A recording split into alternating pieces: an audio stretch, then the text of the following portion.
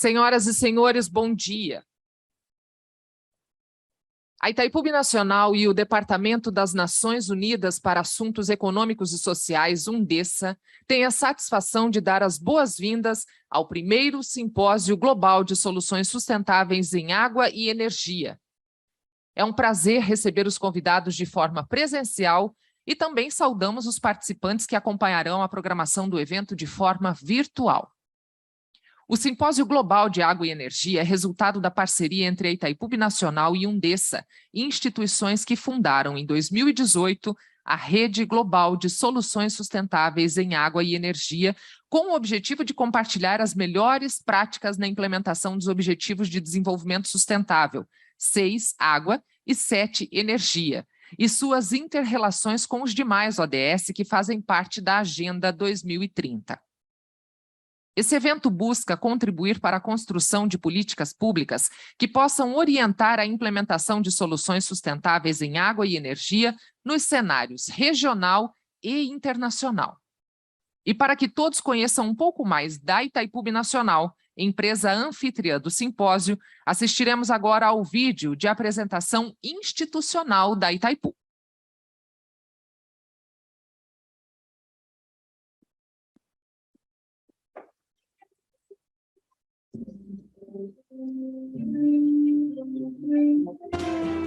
Esta é a história de uma obra escrita por brasileiros e paraguaios nas águas do Rio Paraná.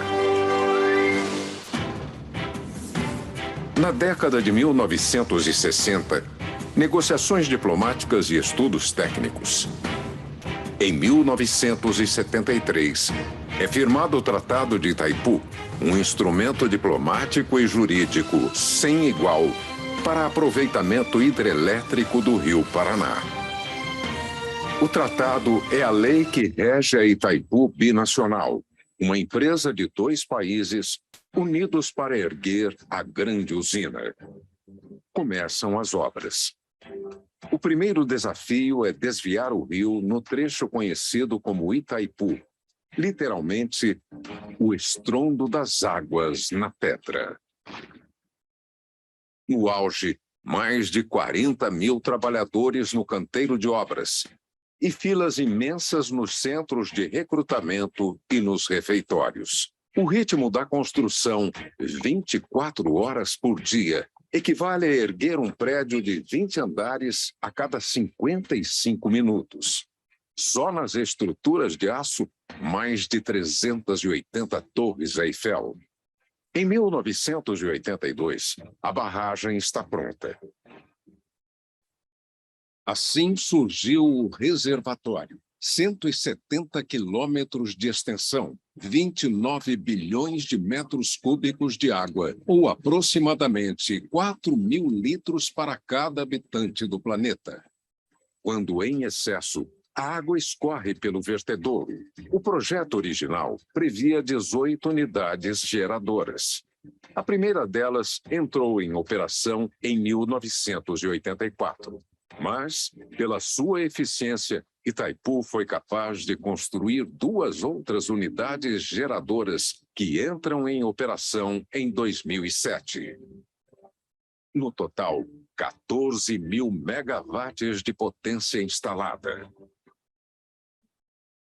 Em toda a história, Itaipu já produziu mais de 2,8 bilhões de megawatts-hora, suficiente para atender o mundo inteiro, sozinha, por 45 dias. Itaipu tem programa para as águas premiado pela ONU e consciência ambiental que se vê na imensa floresta, no corredor que liga 2 parques nacionais, no canal para os peixes na época de reprodução. Itaipu tem ações efetivas para a comunidade, como hospitais modernos nas 2 margens, atividades de cultura, esporte e lazer, além da distribuição de royalties para investimento nos municípios. Também apoia o desenvolvimento, hospedando universidades, laboratórios, incubadoras e o Parque Tecnológico Itaipu. E o turismo, recebendo mais de 1 milhão de visitantes por ano para as atrações que vão muito além da usina.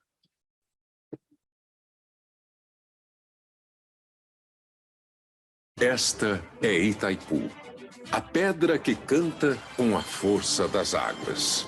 Maravilha da engenharia e território da energia para os dois povos irmãos que fazem dela, a cada dia, a usina que mais gerou energia limpa e renovável no mundo. Itaipu Binacional.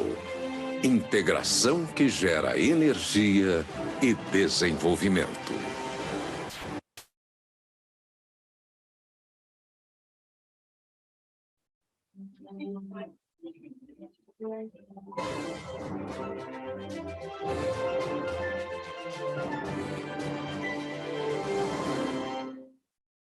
Uma salva de palmas à história da Itaipu Binacional.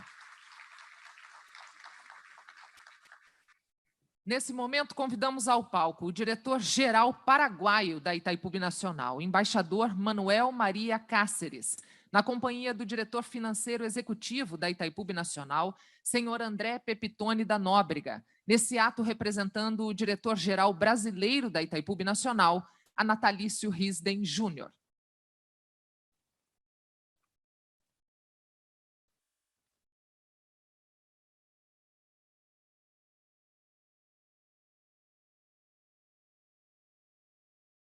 Convidamos também a presidente do canal de Isabel II em Madrid, Espanha, senhora Paloma Martín.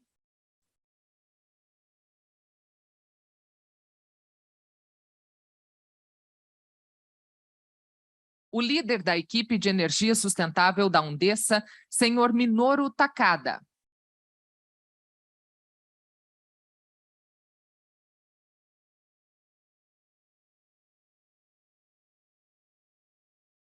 O diretor de coordenação executivo da Itaipu, senhor Gustavo Ovelar Rojas.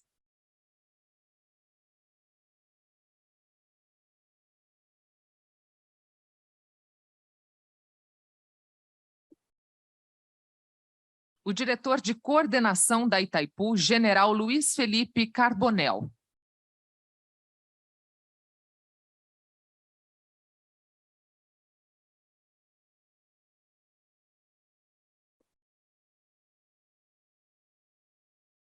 Também registramos e agradecemos a presença dos conselheiros da Itaipu no Paraguai, senhor Eduardo Viedma, senhor Félix Sousa, senhor Gerardo Blanco, e das conselheiras Maria Antônia Guim, Liz Kramer, do diretor técnico executivo da Itaipu, Davi Krug, do diretor da Agência Nacional de Água, ANA, Maurício Abijaode, do diretor superintendente da Fundação Parque Tecnológico Itaipu, senhor Eduardo Garrido, do diretor financeiro da Fundação PTI, Flaviano Masnick, do superintendente da Diretoria de Comercialização da Embipar, Eduardo Francisco de Souza e Melo, do diretor de Energias Alternativas do Vice-Ministério senhor Gustavo Passal, do diretor de Água e Saneamento do Ministério de Obras Públicas e Comunicações do Paraguai, senhor Hugo Ruiz, da delegação do canal de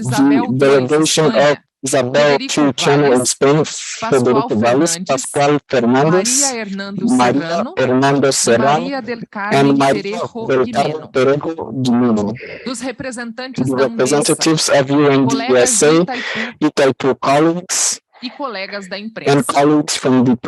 Nesse momento, assistimos ao vivo com a mensagem do subsecretário-geral da Undesa, senhor Liu Jian.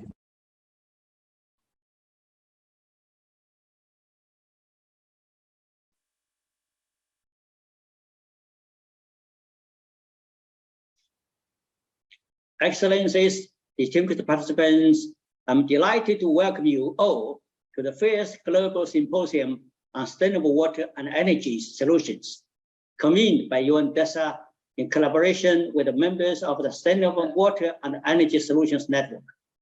Let me start by expressing my sincere gratitude to Itaipu Binacional for hosting us today.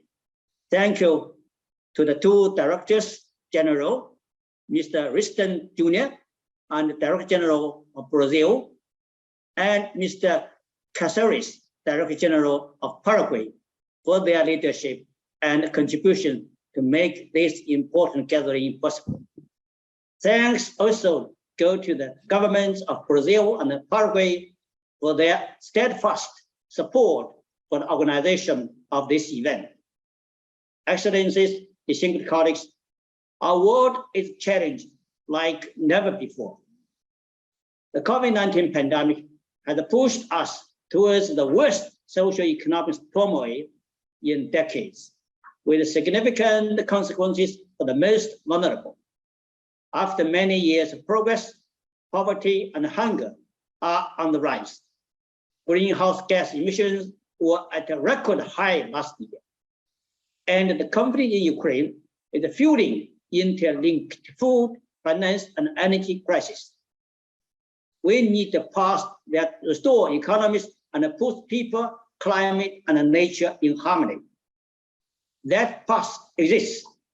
The 2030 Agenda and the Paris Agreement show us the way forward. The 17 Sustainable Development Goals are designed to address the very fragility and the shortcomings that global crises are exposing. Distinguished participants, energy and water are critical for shaping a just, sustainable, and equitable future. Without integrated, sustainable water and energy systems, the SDGs, including those on poverty eradication, climate action, gender equality, decent jobs, and sustainable production and consumption, cannot be realized. It is on coincidence that the first global symposium on sustainable water and energy solutions is taking place at Itaipu headquarters. Itaipu shows us that peaceful and harmonious transboundary cooperation can work. It is a successful case of two nations sharing natural resources, such as water and energy, to nourish the prosperity and well-being of their people. This is why in 2018, UNDESA and Itaipu Binational joined efforts in a partnership to promote water and energy solutions in support of the 2030 Agenda, Sustainable Development, and the Paris Agreement on climate change. Over the last 5 years, thanks to our strong cooperation with many other partners, we have reaped significant outcomes. First, we have built a global sustainable water and energy solutions network, a multi-stakeholder network committed to working together to share and implement solutions.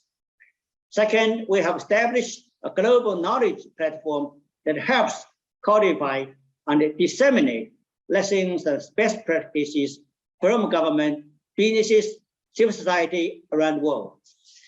Third, we have expanded our support for capacity development to implement integrated energy and water approaches. Fourth, we have increased global momentum through global engagement, such as at the United Nations Hydropower Political Forum and UNFCCC COPs. Distinguished colleagues, we must urgently counteract the recent slowdown in progress on SDG 6 and SDG 7 implementation with a swift action. We need to raise ambition and demonstrate bold commitments. We need to accelerate and scale up action and investment locally and globally. We must strengthen partnerships across all sectors and stakeholders. Throughout history, humanity has shown that we are capable of great things, but only when we work together. This is why UNDESA is fully committed to this course. We aim to strengthen cooperation with Itaipu and all other partners moving forward. We will continue to inform global policy discussions including through the high-level political forum in New York, the third Global Climate SDG Synergies Conference to be held in Tokyo in July, UNFCCC COP27 to be held in Egypt in November, UN 2023 Water Conference to be held in March next year, and finally, the SDG Summit in New York in September 2023. I call upon all of you to step up your effort to realize a sustainable future for all. I wish you a very productive meeting. I thank you. Agradecemos as palavras do senhor Liu Zhenmin, subsecretário-geral da Undessa, e convidamos para sua mensagem, nesse momento, a presidente do canal de Isabel II, senhora Paloma Martim.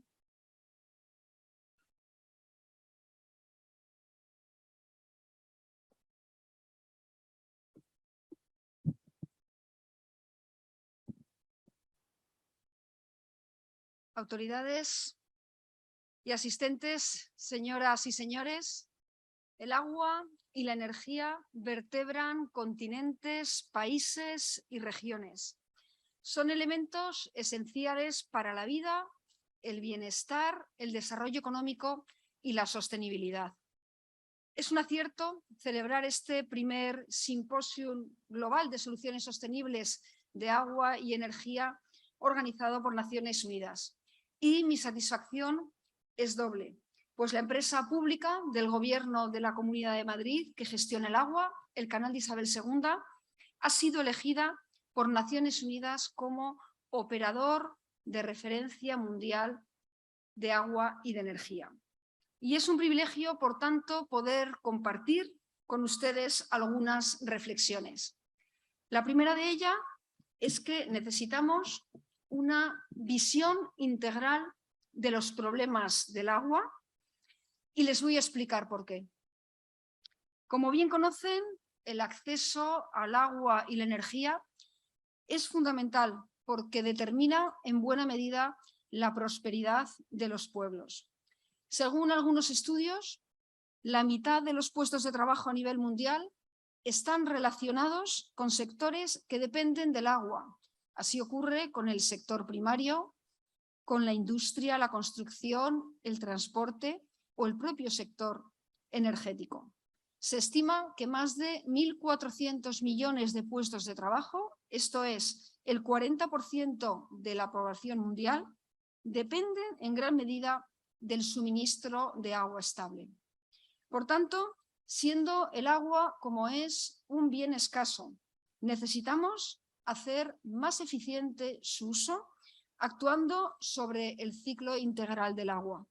Esto supone actuar sobre el abastecimiento, la distribución y el saneamiento, pero también sobre la depuración de las aguas residuales y la reutilización para usos diferentes al del consumo humano. Los nuevos escenarios de lluvias extremas hacen necesarios programas creíbles para modernizar las infraestructuras de agua en todos los usos. Se están produciendo ahora el doble de fenómenos meteorológicos extremos como tormentas e inundaciones que en los años 80. Por dar un ejemplo, en España se han producido 3.200 fenómenos extremos frente a los 1.400 de hace 40 años. Más de 1.000 millones de euros en daños por inundaciones motivadas por danas y se ha batido récord en la Junta de Compensación de Seguros. Es necesario, por tanto, adaptarse al nuevo escenario de lluvias extremas. Infraestructuras antiguas, redes de materiales deficientes o alcantarillados de diseño inadecuado hacen necesario inversiones en infraestructuras en los distintos ciclos del agua, desde el abastecimiento, distribución, al saneamiento y la depuración. Y si la primera reflexión que he compartido con ustedes es sobre la necesidad de tener un modelo integral del ciclo completo del agua, por la importancia que hay de adaptarse a los nuevos fenómenos extremos, la segunda reflexión viene de la mano de la energía. Los países necesitamos energía limpia, barata, estable y segura para nuestro bienestar y desarrollo. Los retos son dos: De suministro energético, el primero, factores internacionales, geopolíticos y la invasión rusa de Ucrania han alterado el mercado y acelerado el debate sobre la dependencia energética en Europa. Porque en Europa hay en estos momentos preocupación de suministro para dotarnos de mayor independencia energética respecto a regiones inestables, pero también problemas de altos costes. Y el segundo reto es cómo realizar la transición hacia energías renovables. El futuro pasa por la descarbonización, porque no solo nos da independencia energética respecto a la inestabilidad de algunos países, sino porque descarbonizar es limpio, mejora la calidad de nuestros entornos naturales y además es competitividad, progreso y bienestar. Ahora bien, no se puede descarbonizar dando la batalla, dando la espalda a las necesidades de los ciudadanos y de las empresas. Hay que garantizar una transición energética razonable desde lo técnico y equilibrada desde lo económico. Una transición razonable desde lo técnico significa impulsar al máximo el desarrollo de las energías renovables, pero en combinación con energías de respaldo, limpias, seguras, baratas y estables. Explotar el binomio energía y agua es esencial para avanzar en el desarrollo de las renovables. La energía hidroeléctrica actúa como la única renovable con capacidad de reserva y es capaz de operar en punta de demanda sustituyendo al gas. La simbiosis entre agua y energía está llamada a desempeñar un papel fundamental a la hora de avanzar hacia una economía más competitiva y menos dependiente al tiempo que se avanza en el cuidado y en la conservación de nuestra biodiversidad. Señoras y señores, me permito traer aquí el ejemplo del canal de Isabel II, empresa pública de la Comunidad de Madrid, que actúa como operador de referencia mundial en la gestión del agua y energía renovable. Canal de Isabel II desarrolla un modelo de servicio integral del que les he hablado, un modelo que va desde el abastecimiento a una población de cerca de 7 millones de personas, con más de 17.600 kilómetros de redes, hasta llegar a depurar el 100% de las aguas residuales. Y ese servicio integral nos hace ser eficientes en la gestión. Al compartir infraestructuras de abastecimiento y saneamiento, conseguimos importantes economías de escala. Trabajamos también el nexo agua y energía. Así producimos energía con los saltos de agua, con el biogás obtenido del tratamiento de los lodos de las depuradoras y con la instalación de paneles fotovoltaicos aprovechando nuestros propios emplazamientos. El año pasado batimos récord histórico al producir gigavatios en nuestras infraestructuras y con ello alcanzamos a producir el equivalente al 87% de la electricidad que consumimos. Y desarrollamos además multitud de proyectos innovadores y vanguardistas, técnicas de drenaje urbano sostenible, dispositivos inteligentes para el consumo de agua o la próxima instalación de una planta de hidrógeno verde. Por no hablar de la puesta en marcha hace ya año y medio del sistema Vigía, la mayor red de detección del COVID-19 en las aguas residuales puesta en marcha en el ámbito internacional. Pusimos a disposición de las autoridades sanitarias los resultados de las muestras que tomábamos de nuestras aguas residuales, midiendo así las aguas del 100% de la población de la Comunidad de Madrid. Y este proyecto fue presentado ya a la Asamblea General de Naciones Unidas y exportado a otros países como Perú. Concluyo con un mensaje esperanzador. El cuidado del medio ambiente es una oportunidad para seguir creciendo. En un contexto geopolítico crítico como el actual, con una invasión del suelo europeo que supone una carga adicional al esfuerzo que estamos realizando por cumplir los compromisos internacionales en materia medioambiental, estamos obligados a optimizar aún más nuestra demanda de materias primas y a ser más eficiente en el empleo de los recursos como el agua y la energía. Y si hay un elemento clave para alcanzar el éxito en materia de sostenibilidad, es integrar lo verde en el modelo económico. De hecho, las regiones y los países más prósperos son los más verdes y los más sostenibles. Por eso es el momento en el que gobiernos y empresas colaboremos a nivel mundial y apostemos más que nunca por soluciones sostenibles en materia de agua y energía. El futuro nos espera a todos. Muchas gracias.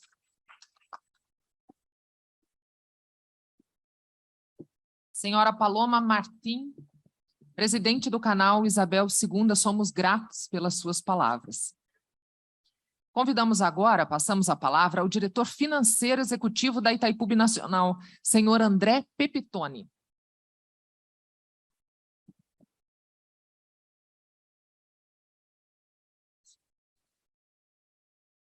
Olá, meus amigos e minhas amigas, bom dia a todos.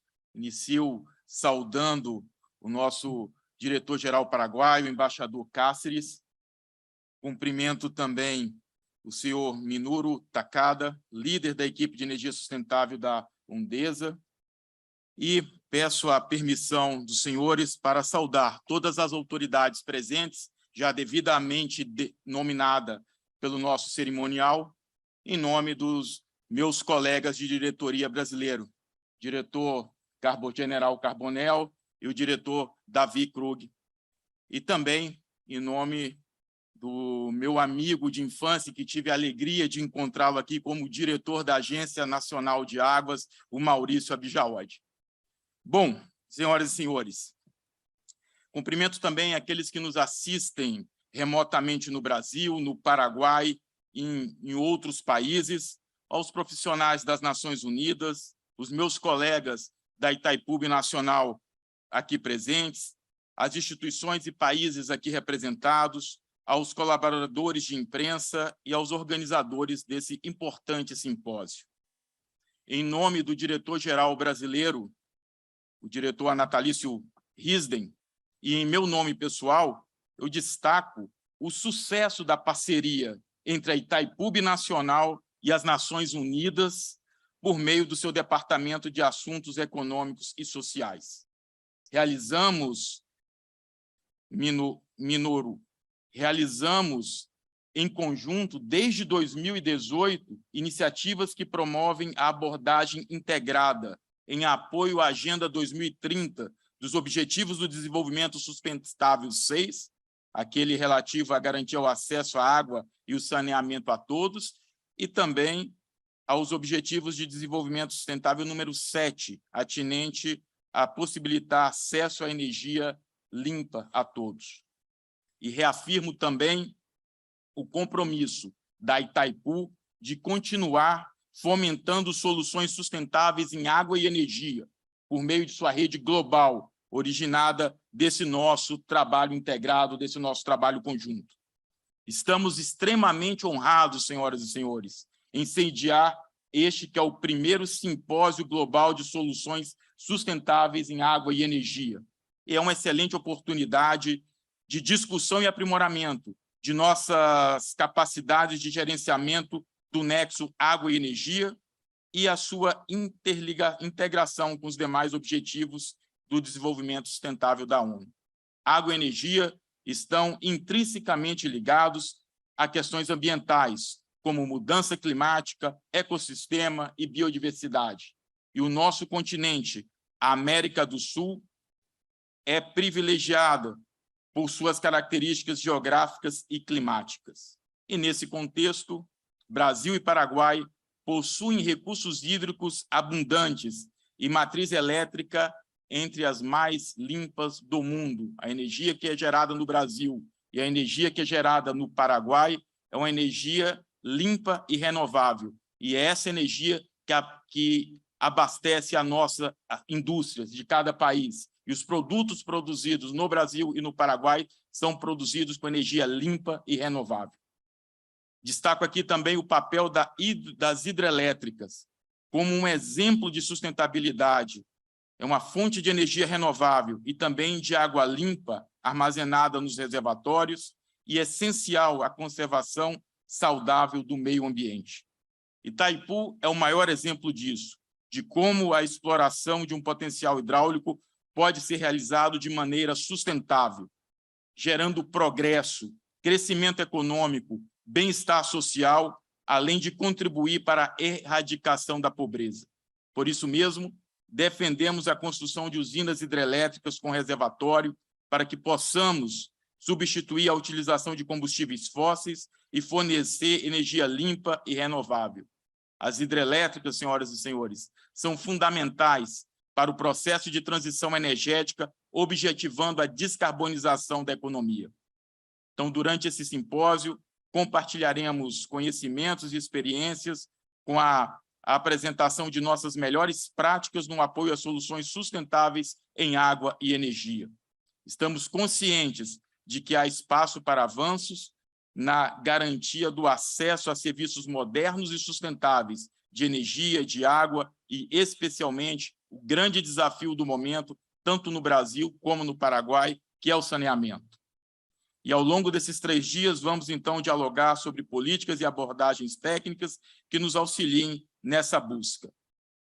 Com a contribuição da ONU, com a contribuição de organismos e instituições nacionais e internacionais, continuaremos o trabalho de consolidação de uma matriz energética limpa e renovável, em favor da melhoria da qualidade de vida de nossos povos no Brasil, no Paraguai e em benefício do planeta.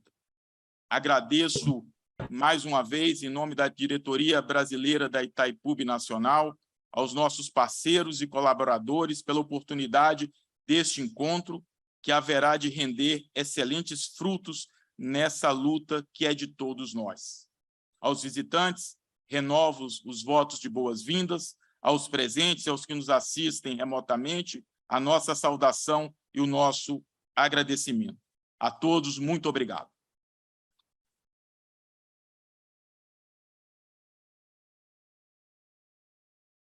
Agradecemos as palavras do diretor financeiro executivo da Itaipu Nacional, senhor André Pepitone.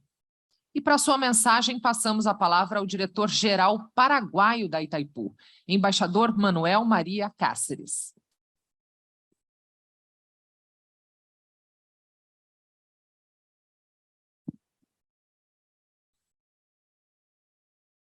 Señor Secretario General Adjunto del Departamento de Asuntos Económicos y Sociales de las Naciones Unidas, Liu Zenin, señora Presidente del Canal Isabel II, Comunidad de Madrid, Paloma Martín, señora Directora General de Política Multilateral del Ministerio de Relaciones Exteriores, embajadora Elena Felipe, señor Director Financiero de la Itaipu Nacional, André Pepitoni, hablando hoy en nombre del Director General, mi colega Natalicio Risgen, señoras y señores que han venido de muchos lugares.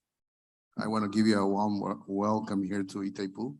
For those of you who have been here for the first time, it's an honor having you here, hosting this meeting, and for you to share with us in first sight this example of a cooperation of 2 countries that have a common destiny and common goals of development. Es un privilegio poder presidir en nombre de la Itaipu como institución anfitriona este primer simposio global de soluciones sustentables de agua y energía. Este encuentro es un resultado de la alianza entre Itaipu y UNDESA con la creación de la red para promover soluciones globales sostenibles en materia de agua y energía, que tiene el objetivo de facilitar la implementación del objetivo de ODS 6, que es agua, y 7, energía, lo cual dará beneficio no solo a los 2 propietarios de la Itaipu, sino que es una gran importancia para la región y todo el mundo. Anhelamos que los debates y los resultados de este simposio sirvan para la elaboración del primer informe mundial sobre la situación y las tendencias de las soluciones efectivas del aprovechamiento del agua y la energía, recursos vitales en el diseño de un futuro sostenible para la humanidad.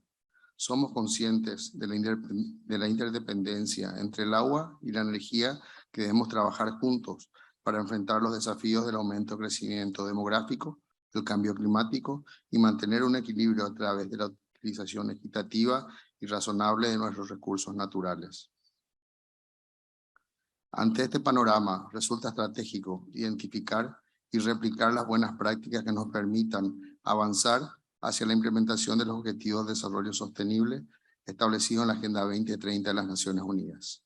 Para la Itaipú binacional, el vínculo de los objetivos relacionados con la energía y el agua forman parte de las actividades diarias en nuestra hidroeléctrica binacional, dado que el agua es el factor esencial que permite la generación de energía renovable. Asimismo, todos los ODS son importantes. Itaipú es la única central hidroeléctrica en el mundo que cuenta con acciones en todos los 17 objetivos del desarrollo sostenible. El liderazgo de Itaipú en la generación mundial de energía limpia, una producción acumulada de más de 2.8 millones de gigavatios desde su inicio en el año 84. Y si comparamos con otras fuentes de energía, esta fuente limpia de energía impide la quema de miles de barriles diarios de petróleo por día y evita la emisión de millones de toneladas de dióxido de carbono al año. Con orgullo y gran sentido de responsabilidad ambiental, nuestro emprendimiento hidroeléctrico preserva más de 100.000 hectáreas de bosque en la franca protección del embalse, promoviendo la reducción y la conservación de los últimos remanentes del bosque atlántico, el Alto Paraná, de gran riqueza para la biodiversidad mundial. La Itaipú binacional cuenta con 10 reservas naturales que yo los invito a visitar.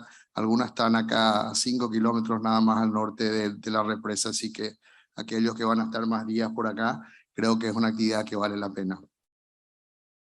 Los trabajos de conservación han permitido a Itaipú ser reconocida como primera central hidroeléctrica del mundo en incorporar sus reservas de bosques protegidos a la Red Mundial de Reservas de la Biosfera de la UNESCO, ratificando así su compromiso global en el desarrollo sostenible.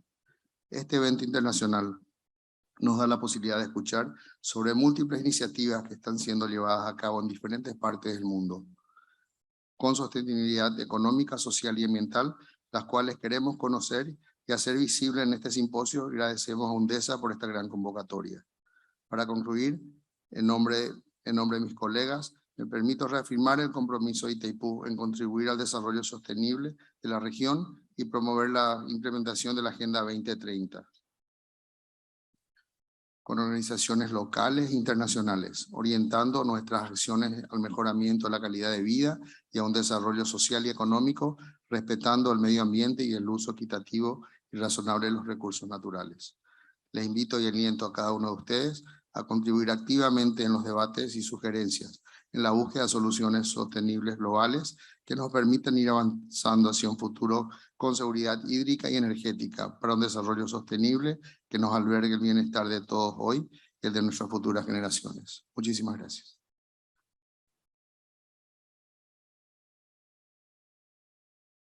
Agradecemos as palavras do senhor embaixador Manuel Maria Cáceres, diretor-geral paraguaio da Itaipú. E agradecemos também a presença das autoridades nessa cerimônia de abertura do simpósio. Convidamos a todos para um coffee break, um breve intervalo de 10 minutos que será servido aqui ao lado. Retornaremos em 10 minutos.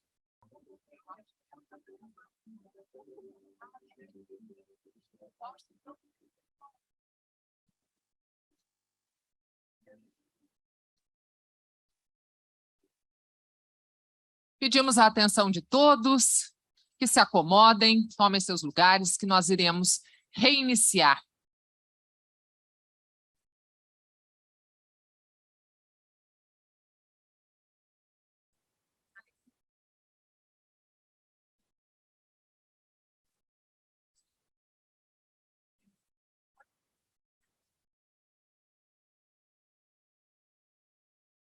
Teremos agora a sessão 2, Soluções Sustentáveis em Água e Energia, com foco em estudos de caso sobre energia.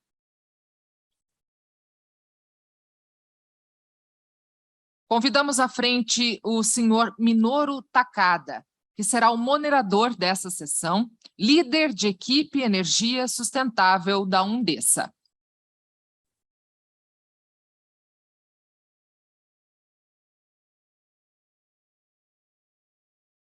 Nessa sessão, nós teremos participação de palestrantes de forma virtual e presencial.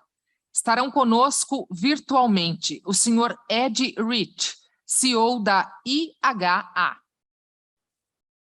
Senhor Ricardo Gorini, oficial sênior do programa IRENA.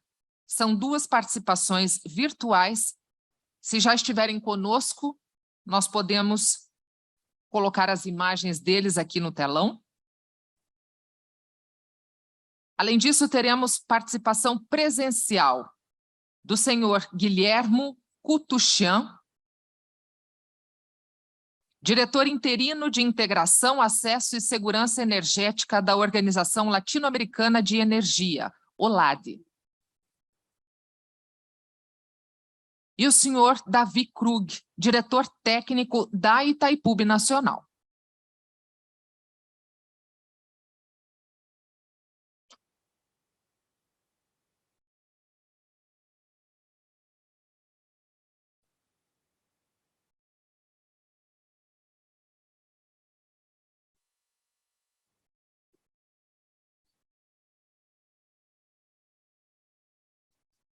Passamos a palavra nesse momento ao senhor Minoru Takada, moderador dessa sessão de número 2, Soluções Sustentáveis em Água e Energia, com foco em estudos de caso sobre energia. Fiquem à vontade. Thank you very much. Good morning, or maybe, over the internet. Good afternoon or good evening, ladies and gentlemen. Thank you very much once again on behalf of DESA. I would really like to welcome you all for the first global symposium on sustainable water and energy solutions. Thinking during the opening, we have heard why we are here, but let me say a few things here again. I think the central theme that we are faced with right now is the question of sustainability. Now, sustainability in our mind has two dimensions. It needs to be sustainability for people, for all the people around the world, and sustainability for the planet. It cannot be just either way. For the people, we have got one large framework called Sustainable Development Goals. If you look at the 17 Sustainable Development Goals, broadly, you'll be able to see what is it that we have to achieve to be able to do something good for people, whether it is education, health, water, energy, or a question of consumptions to the biodiversity, you name it. Majority of the concern that we have are captured through 17 Sustainable Development Goals. Behind them, by the way, there are 169 targets. You don't need to memorize all of them. I don't. So, but I think, Sustainable Development Goals are primarily developed for the people. What about for the planet? Now, central issue that we are faced with for the planet is a question of climate change. So climate change is affecting everybody. So that is why we are working massively toward some solutions to make sure we'll be able to protect this planet. One of which the most important part is to make sure we'll be transitioning toward net zero emissions society by the middle of the century. Why scientists say that we have to achieve that in order for us to be able to stabilize the climate by the end of this century. So we're here today to listen to some of the experiences, some of the solutions that are already being implemented. That many of you do have those experiences and solutions. So that's why we asked you to gather here to share your thoughts, your ideas. So we'll be able to consolidate our pathway moving forward in a way that fits to your context, because we recognize that world is not just one in a single map. There are so many different sort of conditions attached to the respective societies, localities. So we do need some tailor-made solutions for everybody, for every country, every cities. The Itaipu obviously is one of those sort of solution providers that we are going to be able to see today, tomorrow, and then also through the field village on visit on Wednesday. Lots of projects, a lot of community level activities on the ground that are providing solutions. Now, with that, I would like to get started. The first presenter is going to be Mr. Eddie Rich, who is going to be online, I suppose. May I? Yes, here you are, Mr. Rich. Would you be able to get started? Over to you. Thank you very much, Mr. Minoru. Thank you, everyone. I'm so sorry that I can't be there in person. I was all set to go jump on the plane, but then got my COVID test and it was a positive. So I'm afraid I'm still a little bit croaky and I can't be with you because of COVID, and I very much miss the opportunity. Mr. Minoru, you've set out the question so well about where we are focusing on the SDGs. And you talk about Itaipu as a solution provider. And what I want to talk about is looking at that issue of how sustainable hydropower that is in tune with the water and river needs can indeed be a solution provider at a global level. I'm going to share a screen. Let's see how well this works. And if I don't lose you, that looks like it might be working. I hope so. Let me put that onto presentation mode. Good. So what I want to talk to you about is sustainable hydropower. And just to, you're all sitting there in Itaipu, one of the biggest plants in the whole world. I assume I don't need to tell you much about what hydropower is, but what sometimes gets forgotten in the whole discussion is that it is actually today the largest source of low energy, low carbon electricity in the world. So this is the biggest renewable in the world. In fact, it's only recently stopped becoming bigger than all the other renewables put together, but it's not growing fast enough. It's not, almost all the recent additions to capacity globally have been in China over the last 5 years. Again, I hope I don't need to tell you, this audience, much about the benefits of hydropower and how it can provide a set of benefits across a whole set of needs, not just electricity generation, although it is the cheapest form over the whole life cycle, but it backs up wind and solar. So as we get more and wind and more solar coming onto electricity grids, we're going to have two choices. When the wind doesn't blow and the sun doesn't shine, either we are going to have to back it up with a reliable storage and flexibility renewable like hydropower, or we're going to fall back on fossil fuels or even blackouts and brownouts. Thirdly, and of course this is very relevant to the conversation we're having today, food and drought control. Now, it is a sad truth, but as the world becomes more and more volatile, as the climate becomes more and more volatile, we're going to need more, not less, water management. We're going to have to make sure we manage our water, our rivers better. And if we're going to do that, if we're going to build embankments and dams and so on, then we might as well power them. We might as well make use of what we're building anyway for low carbon hydropower. Also, provision of irrigation and safe water, tourism and transport. You can see how this links together as a web with the 17 SDGs, with the 169 sub-targets that Mr. Minoru talked about.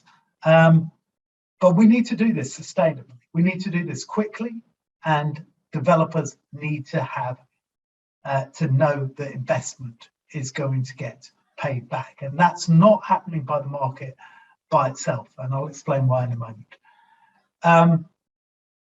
This isn't just me saying this on behalf of the sustainable hydropower industry.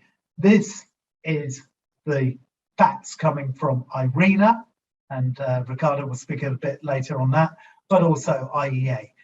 Basically, we have to, in the next 30 years, fill the hole left by coal, because it has been coal that has been backing up these systems in the past. We want to ease that out of electricity grids, and something's got to take its place. And that means that in the next 30 years, according to IRENA, according to IEA, we have to build the same amount of installed capacity as we have built in the last 130. Same amount in the next 30 as in the past 130. We've got to significantly increase the speed at which we are building hydropower in order to provide the support to the wind, to the solar that's going to come onto the system globally. The good news is there is actually plenty of capacity. There is plenty of opportunity around the world. This map breaks it down by regions. What you're seeing there is in blue, the blue part of the column is what's already out there. The light blue is the pipeline, what's in the pipeline, and the green is the potential. And you can see in places like Africa, places across Asia, you've got huge potential. Looking where you are in South America, there's still a lot of potential, but not not quite as much. And there we have to focus also on things like modernization, which I'll talk about in a second.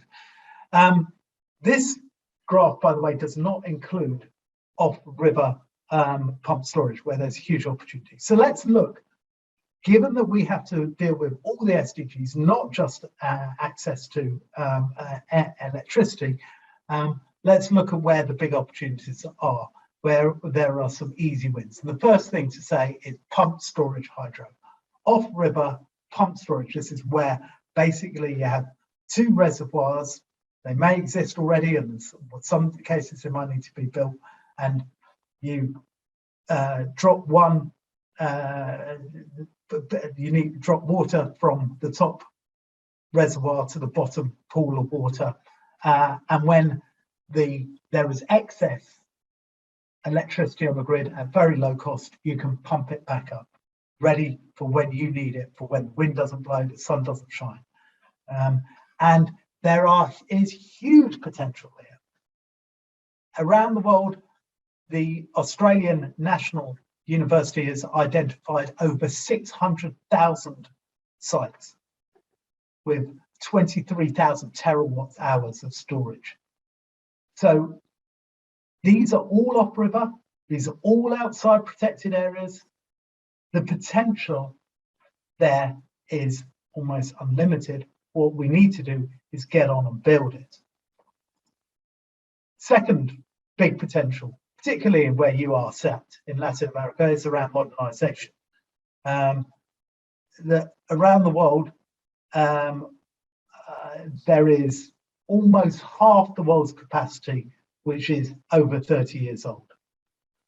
We can improve the efficiency, improve the effectiveness of very low environmental cost, and in most cases, rather low infrastructure costs as well.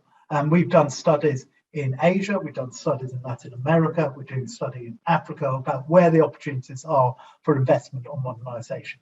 Another easy, low-hanging fruit. Third, low-hanging fruit. Mr. Lee, as I said before, most of the dams, sorry, yeah? 2 more minutes. Okay, yeah, thank you. Most of the dams around the world aren't at the moment are hydropower focused. Only 1 in 5 actually are used for hydropower. Again, we can take a lot of these non-powered dams and retrofit them.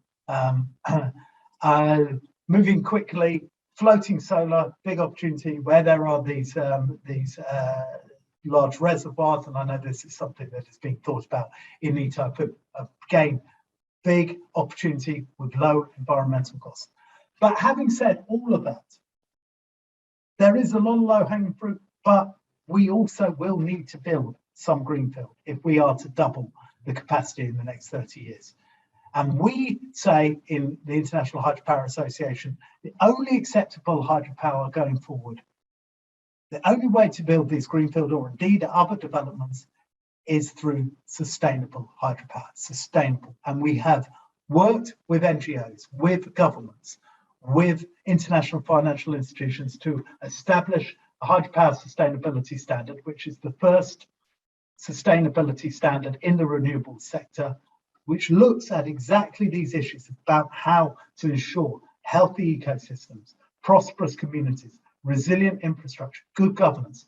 And this is aligned with green bonds. This is aligned with the World Bank and IFC sustainability requirements. This is the internationally independently assessed standard. We encourage all development to make sure that it meets good practice against those requirements. I'll just finish, Mr. Minoru, with some policy recommendations if we're going to get all of this done. First of all, we need to make sure that finance works. We need to make sure that these additional benefits that I spoke about from hydropower, the flexibility, the storage, the backup, the low costs, the working across with flood and drought control, all of these are understood. At the moment, it's a bit like a football team. You know, the market rewards only the goal scorers. It doesn't reward the goalkeeper. It doesn't pay for the goalkeeper. That we have to find a new system, and government intervention will be required there. Secondly, we need sustainability.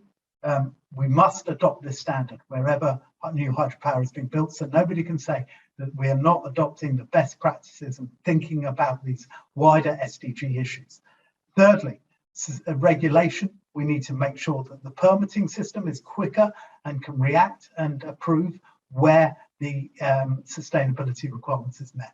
And finally, we need to make better use of the existing infrastructure so we can build things like modernisation and retrofitting. I won't say anything about who we are in the International Hydropower Association. You can look that up. I welcome you all on board with us, and thank you very much and good luck. And sorry I couldn't be there. I will remain online for any questions. Thank you.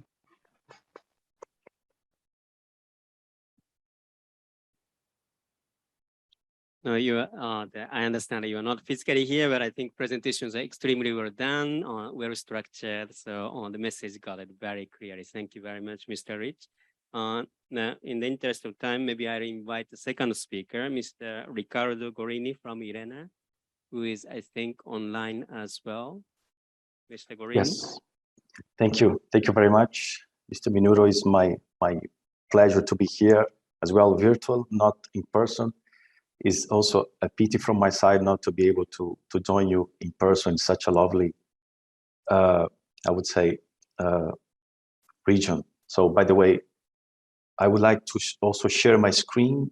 I have a presentation, so hope you can see now.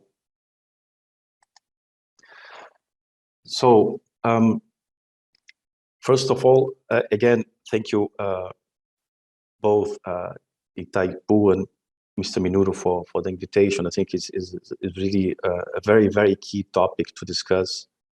I think this is, as you will see here, one of our important discussions in the context of the global or world energy transitions, if you like.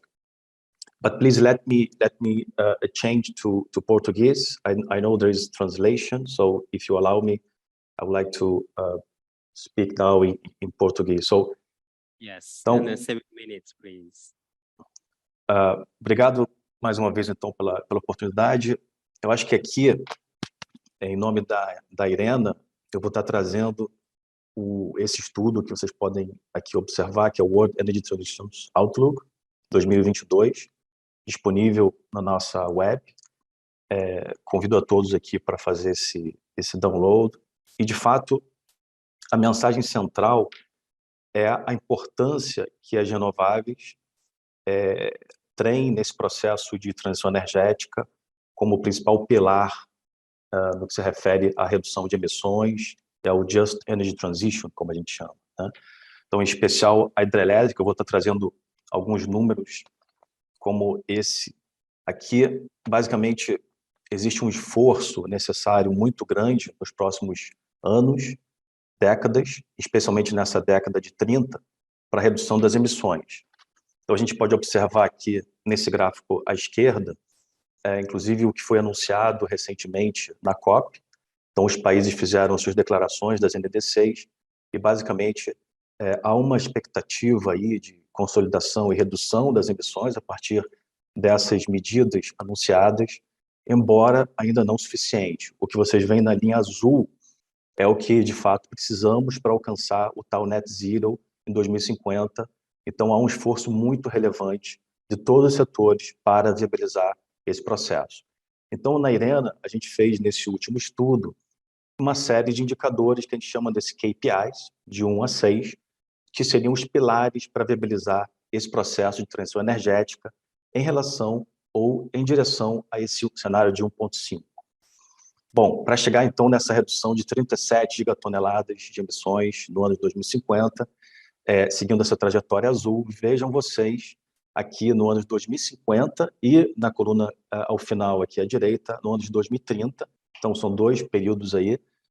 O que precisa acontecer em cada um desses indicadores? Então, a mensagem primeira é a questão da geração elétrica precisa definitivamente evoluir para maior renovabilidade. A gente precisa estar escalando esse aumento, chegando nos próximos anos, pegando então esse gancho com a fala do Ed nesse sentido, a 65% de participação da geração elétrica em 2030. Então, saindo de algo em torno de 30 hoje para 65, então, de fato, é um esforço significativo, esses números são globais, e a gente precisa viabilizar isso a partir de políticas e a partir de iniciativas que sejam coordenadas.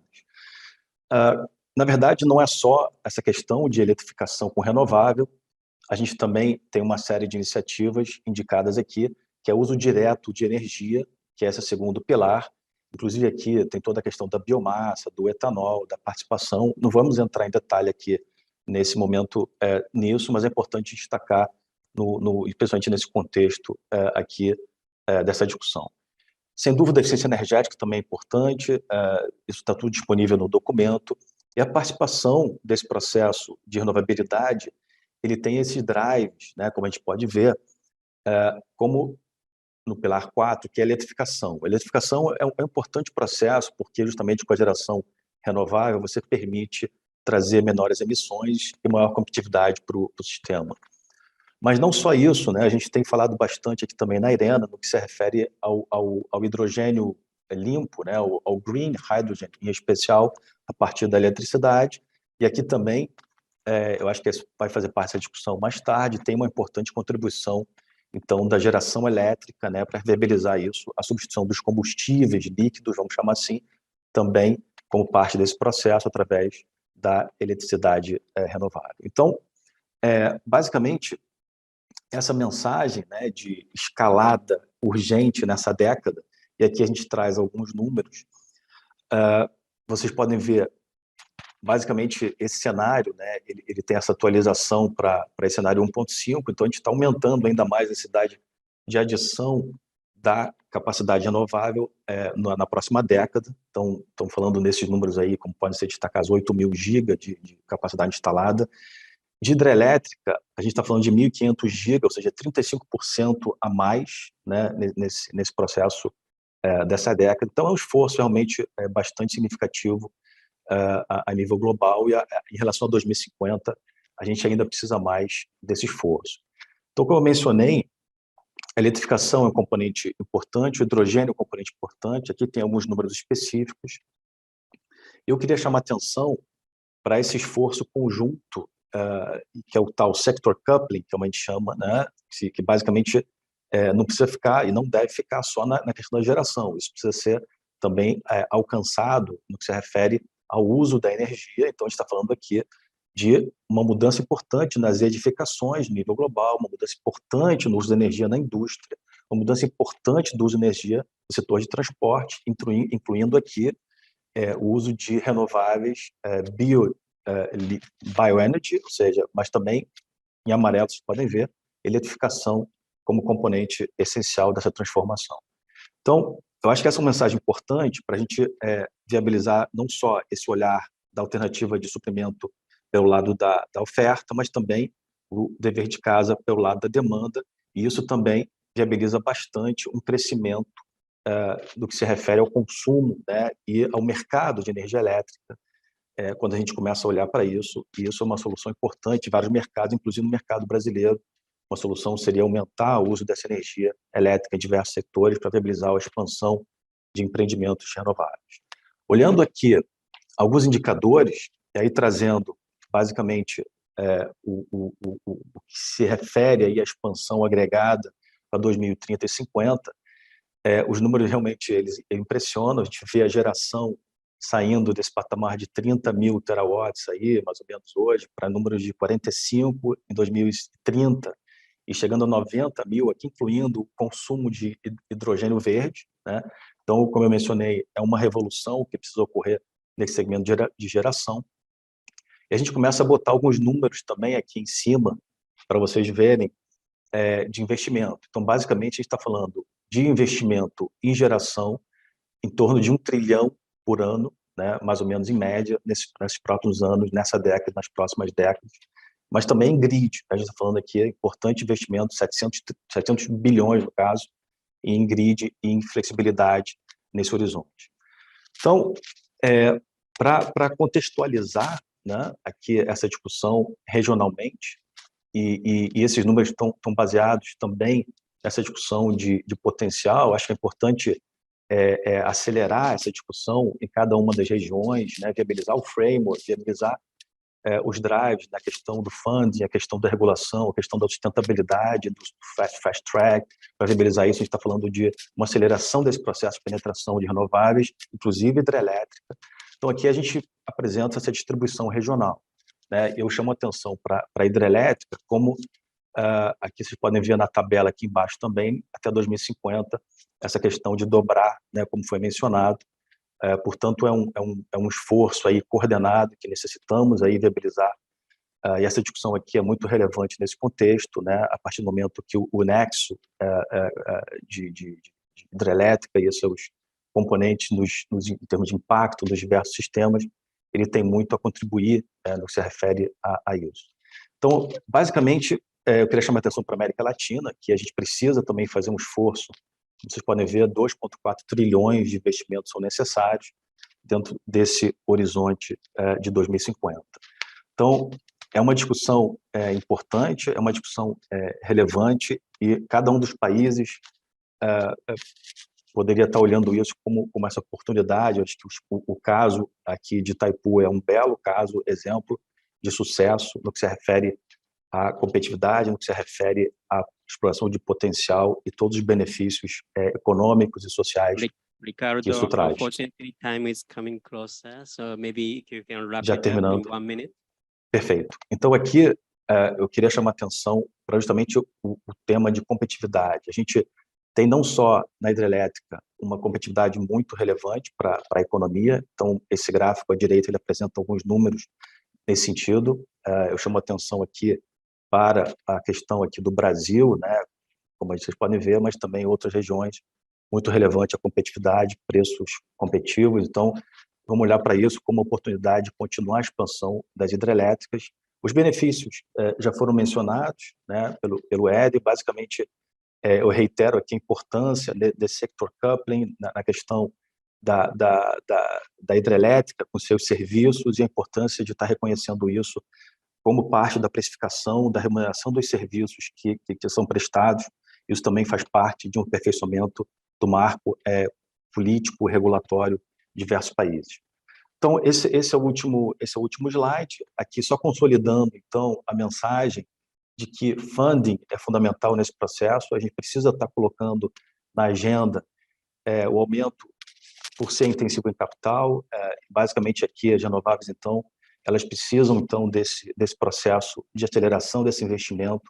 Aqui vocês enxergam os números por tecnologia, em especial do Power, eu queria chamar a atenção nesse contexto, e a hidrelétrica aqui, mais uma vez, com destaque. Então, mais uma vez, obrigado pela oportunidade, estou disponível também aqui ao longo se for o caso, perguntas. Então, obrigado a todos.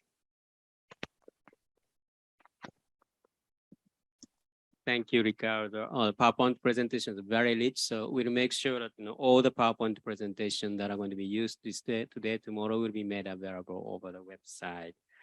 Okay, now we are transitioning back to this podium. Now, may I invite Mr. Guillermo Okotochen from ORADE. Bueno, voy a hablar en español, ya que es mi idioma nativo. Bueno, muchísimas gracias a Itaipú Binacional por la invitación, también al Departamento de Asuntos Económicos Sociales de Naciones Unidas, señor Takada, por esta importante invitación a la Organización Latinoamericana de Energía a este primer simposio sobre agua y energía. ¿Qué es la OLADE? Supongo que muchos de ustedes los conocen. La Organización Latinoamericana de Energía es un organismo internacional, tenemos sede en Quito, Ecuador. Tenemos 27 países miembros, desde México hasta Chile y Argentina, haciendo la escala geográfica, y básicamente nos dedicamos a cuestiones relacionadas con 4 ejes directos. Es decir, hacemos muchas cosas, pero hay 4 ejes que nos trasvasan, que nos dan trazabilidad. La sostenibilidad energética, con lo cual aquí estamos justamente hablando de sostenibilidad energética con la hidroelectricidad, el acceso a la energía, la integración y la cooperación energética, y también tenemos un componente fuerte para capacitación de recursos humanos. Yo de lo que han hablado antes los colegas de la Hydropower Association y de IRENA, me voy a cambiar rotundamente el eje. Ellos hablaron más bien de números generales a nivel internacional, de lo necesario para la transición energética. Yo les voy a presentar un pequeño proyecto de electrificación rural en un pequeño lugar del noroeste de Guatemala, en los cuales una solución de un pequeño aprovechamiento hidroeléctrico ha traído muchísimo bienestar en general a una pequeña comunidad de población autóctona del país. Adelante, por favor, no tengo cómo pasar yo la presentación. Gracias. Bueno, primero para dar una idea de por qué este es un importante proyecto que lo hemos apoyado desde OLADE y que tiene que ver no solo con la sostenibilidad, sino con el acceso a la energía. América Latina y el Caribe es un continente en los cuales en materia de acceso a la energía no estamos tan mal posicionados, pero todavía tenemos unos 18 millones de personas que no tienen acceso a la energía moderna. De esos 18 millones de personas, más o menos el 90% están en áreas rurales. Y el arco norte de América Central, formado por Honduras, Guatemala y El Salvador, es donde se concentra la mayor parte de ese 90%. Así que el proyecto de los cuales les hablo, que es básicamente brindar a las comunidades de Bisiquichum, Bats Chocolá y Laguna Bats Chocolá en el noroeste de Guatemala, de una solución con un pequeño aprovechamiento hidroeléctrico. La idea es que OLADE aquí en esto trabajó con el Ministerio de Energía y Minas de Guatemala, con una organización europea llamada IVOS y con cooperación canadiense, que destinaron fondos para que esa producción, ese pequeño aprovechamiento hidroeléctrico, asociado con comunidades, con compañías privadas del país y con la comunidad local que se iba a beneficiar de ese uso, se pudiera mejorar ostensiblemente la vida de los habitantes de esa comunidad. ¿De qué les hablo? Básicamente de un microaprovechamiento hidroeléctrico y 4 proyectos productivos asociados a ese microaprovechamiento, como por ejemplo una secadora de cardamomo, un taller de carpintería, un centro tecnológico y la creación con fondos que sobraron o que tiene el proyecto, de una especie de banco de microcréditos que pudieran financiar proyectos productivos de la comunidad local. Estamos hablando de 3 comunidades beneficiarias, 804 habitantes, una capacidad del pequeño aprovechamiento de 90 kilovatios, es decir, una máquina muy chica, que genera aproximadamente 183 megavatios hora de generación al año y donde 141 casas son las beneficiarias de este proyecto. Lo interesante es que este proyecto ha permitido del desplazo de combustibles fósiles, el desplazo de biomasa tradicional, a tal punto de que en 25 años se calcula casi como 7.000 toneladas de CO2 no emitidas a la atmósfera por la utilización de este pequeño aprovechamiento. ¿Cómo trabajamos en esto? Bueno, hicimos como varias compañías privadas, además del Ministerio de Energía de Guatemala, cooperación de parte del gobierno canadiense, canalizada con OLADE, hicimos como una especie de joint venture. En Guatemala también no me quiero olvidar de mencionar al Instituto Nacional de Electrificación, en donde se destinaron aproximadamente $800.000 para este pequeño aprovechamiento. Allí está un poquito el desglose de cómo fue en las diferentes etapas del proyecto, cómo fue la forma de financiación. OLADE más o menos colaboró con el 15%. Básicamente, ¿qué es esto? Es que desde el pequeño aprovechamiento se pueda generar electricidad y esa electricidad sea utilizada con otros fines productivos. Como les decía antes, estamos hablando de 141 familias, de las cuales 75% de esas familias pertenecen al grupo étnico Ixil, es un grupo étnico de la región. Aquí algunas fotos de los que mencionaba anteriormente, los diferentes procesos productivos, la secadora de cardamomo, el taller de carpintería, el centro tecnológico que le proveyó a la región por primera vez, a esa región aislada, de internet, y la cuestión de los microcréditos, que también hay una ganancia, digamos, asociada a esto. Ese financiamiento con microcréditos, o ese pequeño banco, si se quiere el término de microcrédito, está gerenciado por mujeres, con lo cual también en esto el proyecto tiene un costado en materia de empoderamiento de la mujer y mayor equidad de género. Ya finalizando, porque no me queda mucho tiempo, señor Takada, algunos números, como para mostrarles, obviamente, números pequeños y asociados a la escala del proyecto. Habría una tarifa eléctrica de unos $5 a las comunidades que se benefician de la electricidad de este proyecto y una tarifa de 16 centavos de dólar por el kilovatio.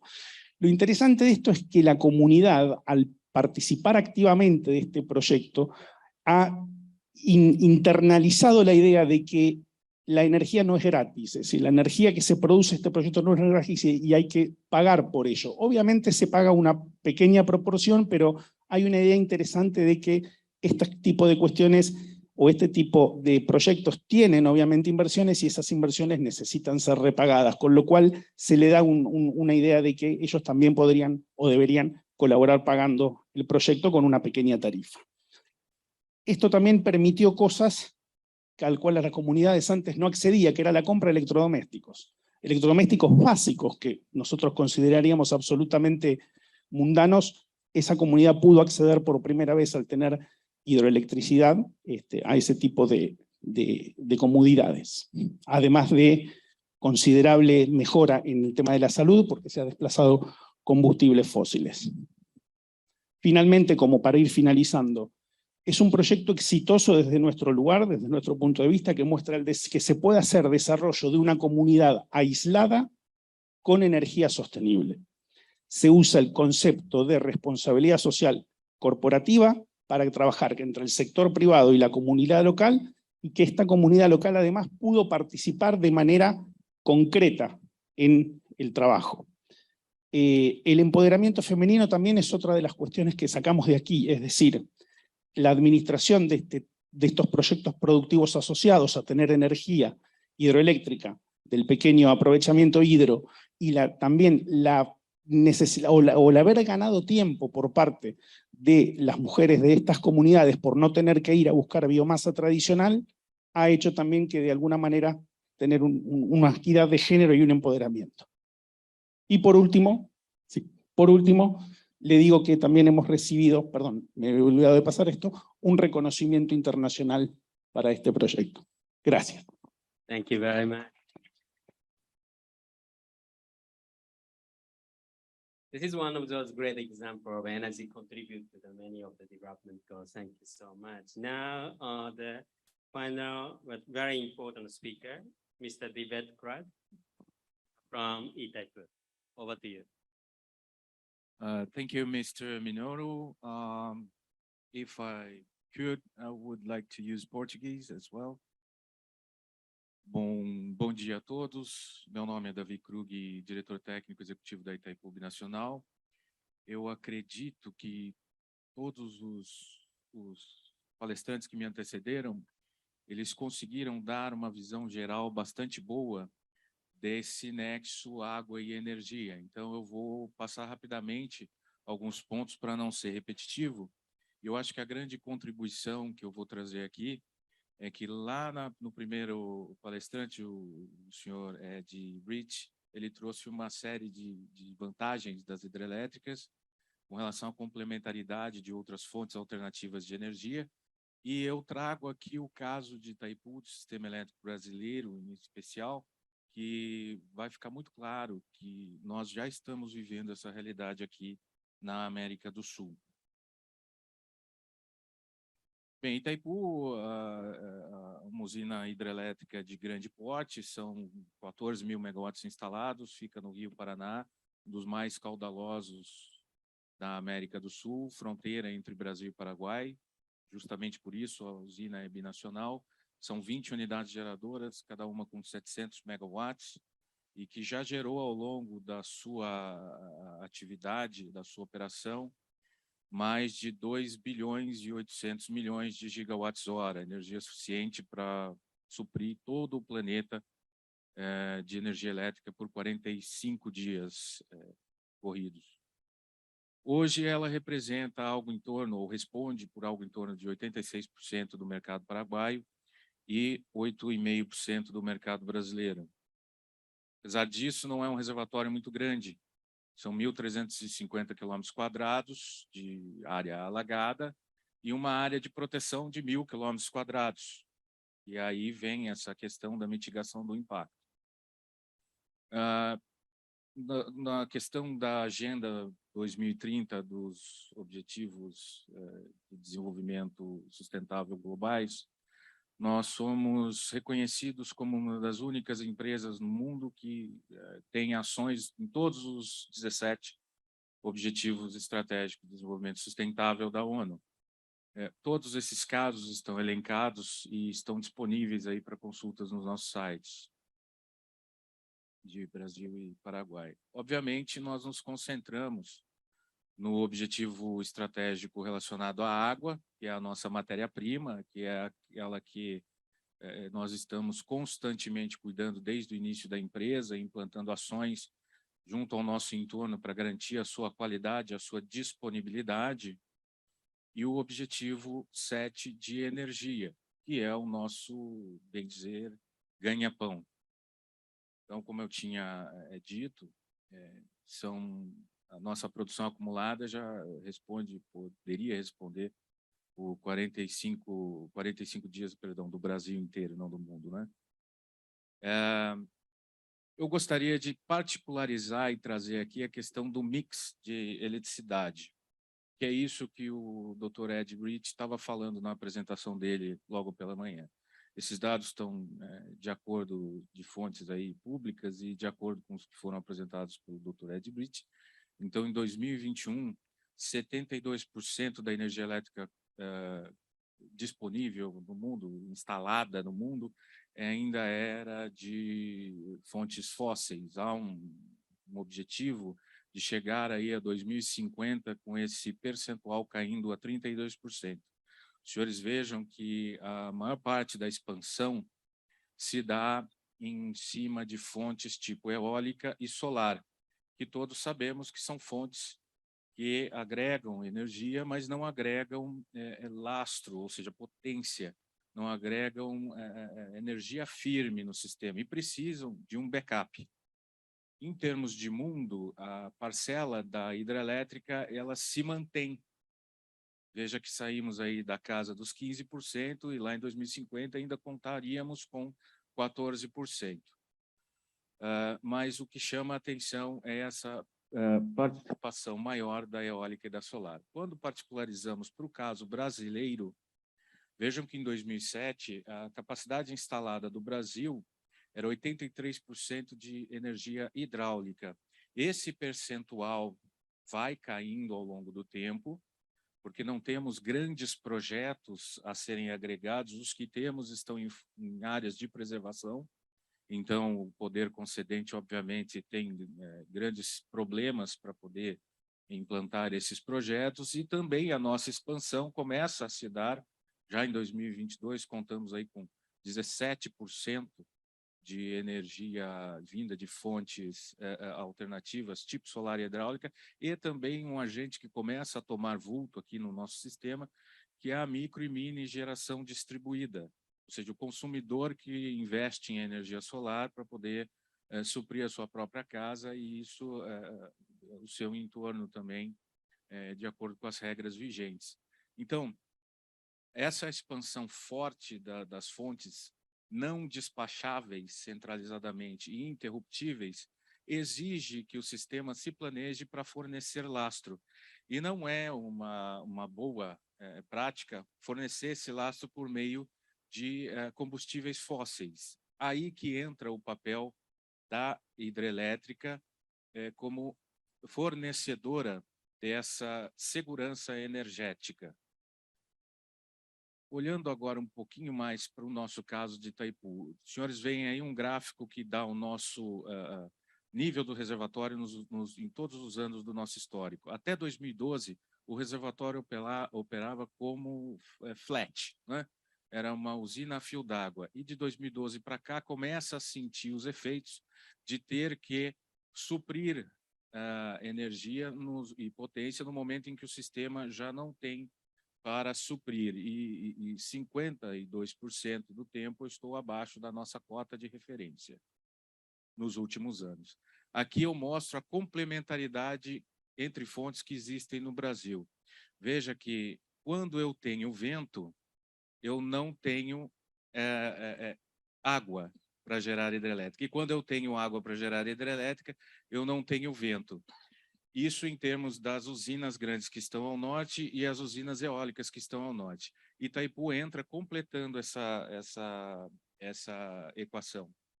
Aqui, particularizando para os 2 últimos anos a questão da crise hídrica que viveu o Brasil, a necessidade de contar com combustíveis fósseis na linha amarela. E aqui a grande oportunidade, se eu puder contar com novas fontes hídricas para poder prover essa segurança com relação às outras fontes. Esse slide eu vou simplesmente passar, porque são os benefícios que o Dr. Ed Rich já falou da hidreliticidade.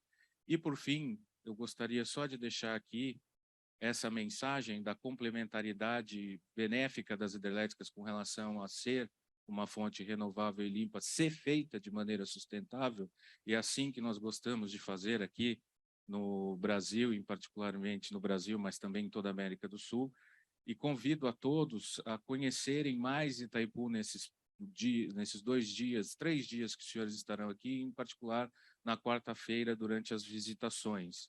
Deixando também a última palavra com relação à necessidade de regulação e regras que o poder concedente tem que colocar, olhando todas essas complementaridades entre fontes, para não cairmos na armadilha de termos que garantir o sistema com combustíveis fósseis. Obrigado pela atenção de todos. Thank you very much. It really illustrates the complementarity of many of the renewable resources and the fundamental importance of hydropower in that scheme of things. So really, thank you very much. Very well done presentation. So I know the time is pressed, but I know that we have quite generous lunch time. So if we can squeeze a little bit lunch time, we should be able to take some questions here from the floor. So I take just one question from the floor. If you could raise a hand, I think there are microphones available on the floor.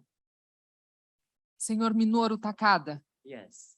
por gentileza, o senhor Davi Krug, diretor técnico da Itaipu Nacional, me parece que tem um compromisso nesse momento, precisaria se retirar.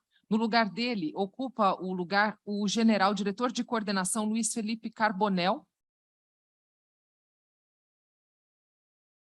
Agradecemos as palavras do senhor Davi Krug, presente nessa sessão número 2.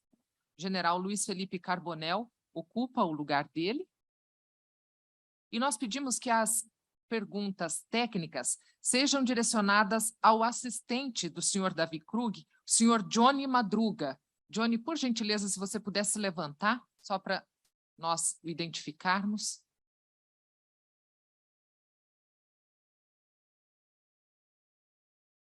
O general nos informa que, dependendo da pergunta, ele mesmo responde. Então, temos à disposição as informações do general Luiz Felipe Carbonel e também do assistente do senhor Davi Krug, Johnny Madruga. Pedimos às pessoas que forem fazer perguntas que, por gentileza, se levantem, fica mais fácil na transmissão do evento e mais fácil o entendimento também. Devolvo a palavra ao senhor Minoru Takada. Muito obrigada. Thank you very much. Any one question that you'd like to sort of take? I could, of course, ask one particular individual to ask questions. Well, maybe everybody deserve a coffee, on the going there. Now, maybe before that, I would invite the speakers to say maybe 30 seconds, the one final thoughts before we break for coffee. I don't know whether still we have the Ricardo online. Yes. Can you hear me? Yes, Ricardo, it appears that we have one question from the floor. So can you hold? And then we take one question. Please. Oh, I can see a good friend of mine raising a hand. Radia, go ahead. Radia, para português. Yes, I will speak in English. Actually, I would like to thank Itapio for the excellent presentation. We're looking to the forecast for the hydropower. And so my question is oriented to Elena. Since there was a presentation of the hydropower related to other energy mix, obviously other alternatives on renewable energy, but it was not clear for me how you see the costs versus related, I would say, climate impact, since Itapio demonstrated that all are moving by 2050 to other alternatives, which are much more sustainable, that take very much the nexus approach. So the question to Elena, since you have the scenarios and how, if you can reflect on the cost versus other environmental consideration for hydro versus other alternatives. Thank you. Thank you very much. Maybe we'll take that question and get started with Ricardo. Ricardo, would you be able to respond to?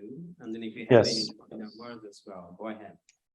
Thank you. Thank you for the question. This is a very crucial one, as we need in this energy transition, the sustainability as a key, I would say, aspect for all and every regions, as well technologies. So I don't know if you recall the numbers, but basically, for all the sources, renewable energy related, we need to increase the capacity. So here we are talking about efforts in every and single one of those renewable energy technologies. From solar and wind, yes, we see increasing penetration of solar and wind, but as well hydro.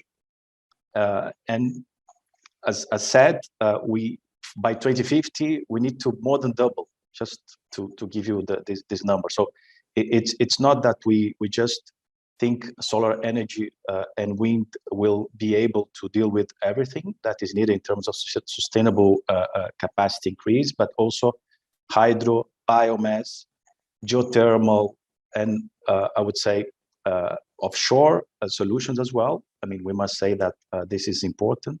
So basically, we really need to look at the portfolio of solutions. The challenge is very big. To get the 1.5C, we need also electricity, green electricity, hydropower as key, and all of the other ones to supply also, for instance, bio solution fuels and so on. So basically, There is a last point that I see also questioned here, that is these distributed energy sources. And indeed, they are also part of the solution. We're not just talking about central or centralized solutions, but the way we see it's part increasingly as well, the distributed energy resource solutions, including isolated areas. Oladi did a very nice job presenting that. So this is really something we would appreciate much more in the coming decades. And thank you again for the question. Thank you very much. Maybe I ask, Guillermo to say one word before we. Bien, el panel fue más para el lado de las transiciones globales y yo no hablé de eso, así que por ahí un comentario sobre eso. Apoyo un poco lo que decía Ricardo antes, esta es la década en la que necesitamos descarbonizar las matrices, ya no solo la electricidad, sino ir a otros usos, industria, transporte, debemos ir hacia esa descarbonización.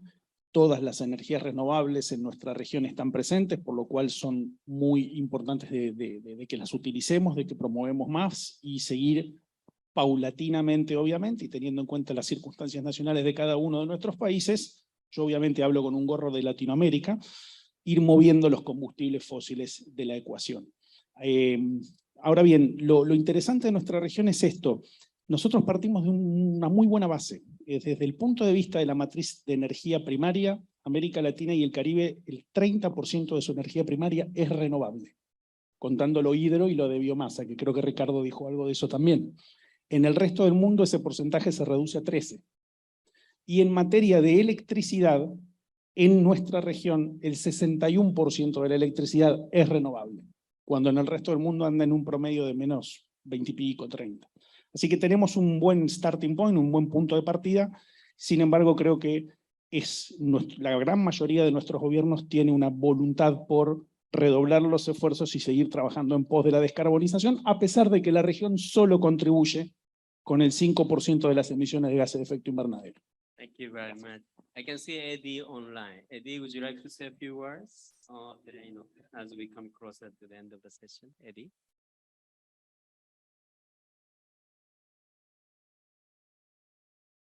Okay, maybe, Ricardo Gorini. Eu apenas gostaria de, não tecnicamente, né, que aí o nosso representante da técnica teria mais condições, mas eu considero importante ressaltar, na mesma linha que está sendo apresentada aqui, que o Brasil hoje tem a matriz mais limpa do mundo em termos de energia. Isto demonstra bem a intenção do Brasil de seguir por essa linha de cumprir todos os protocolos firmados pelo país visando 2050. No caso de Itaipu, como foi colocado aqui pelo representante do IHA, nós podemos dizer que Itaipu é um modelo, sim, de sucesso a ser seguido, em que nós temos condições, como nós temos falado aqui na Itaipu Binacional, que Itaipu tem um círculo virtuoso. Nós temos condições aqui de fazer a geração de energia limpa e renovável, olhando para o manejo do território, do desenvolvimento sustentável, em que todas as ações que Itaipu faz no território, voltado para o saneamento, para a recuperação de nascentes, a recuperação florestal, biodiversidade, tudo isso contribui para que também nós tenhamos menos sedimentos dentro do nosso lago e nós tenhamos, então, a nossa, como nós chamamos, a nossa caixa d'água, que tenha a durabilidade em termos de ano, hoje aproximadamente em torno de 180 anos, para que nós possamos continuar gerando energia limpa e renovável. Então, é possível, sim, nós termos a produção de hidroeletricidade com uma recuperação e uma conservação do meio ambiente, né? Obviamente que tudo isso sustentado por um viés de educação ambiental, porque não adianta nós fazermos hoje se não conservarmos para o futuro. Então, acredito que, na linha do que foi apresentado pelo IHA, nós temos condições, Itaipu tem condições, sim, de se mostrar como um bom exemplo para a produção de energia limpa e renovável junto com o desenvolvimento sustentável. Muito obrigado. Thank you very much. So we come to the end of this first part of the session. I know that there may be more additional questions, but we can take other questions in the next after the coffee break. So please join me in giving a big hand to the panelists. Okay, I think I screwed up a little bit of time, and then I don't know when to start the coffee break and when to end the coffee break. So maybe I'll give the floor to the moderator or the master of the ceremony to say a few words. Thank you. Nós teremos um intervalo breve, agora de 10 minutos, e aguardamos os senhores aqui na sequência.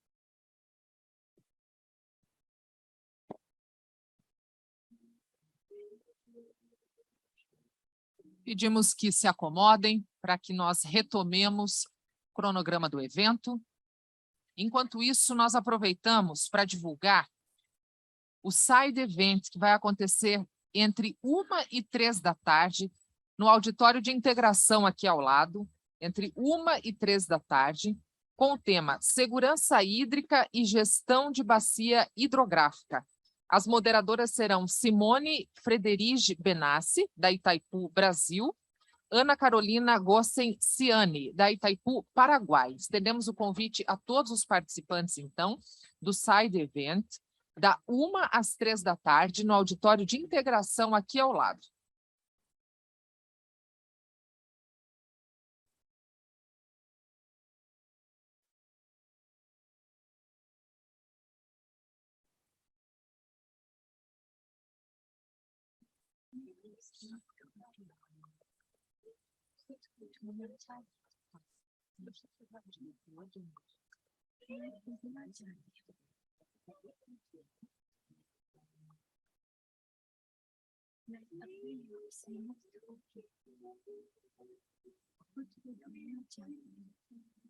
Bom, nós iremos iniciar agora o segundo subpainel com o tema Criando o Ambiente Facilitador para Soluções Sustentáveis de Água e Energia. É o segundo subpainel nessa manhã, no primeiro seminário global de soluções sustentáveis para água e energia.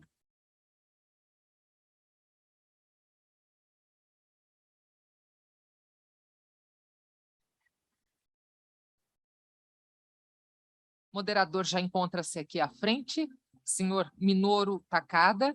Seja bem-vindo novamente. Vamos anunciar os demais participantes desse painel. Senhor Igor Souza Ribeiro, coordenador geral de monitoramento de desempenho do sistema elétrico do Ministério de Minas e Energia do Brasil, estará participando conosco virtualmente. Senhor Gustavo Casal, diretor de Energias Alternativas do Vice-Ministério de Minas e Energia.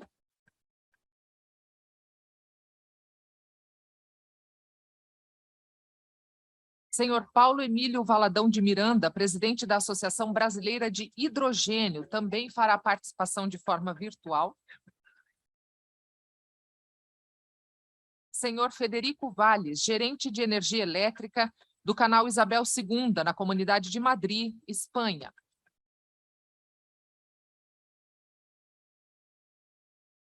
E a senhora Doris Eden Agbevive, analista de energia da Comissão de Energia de Gana.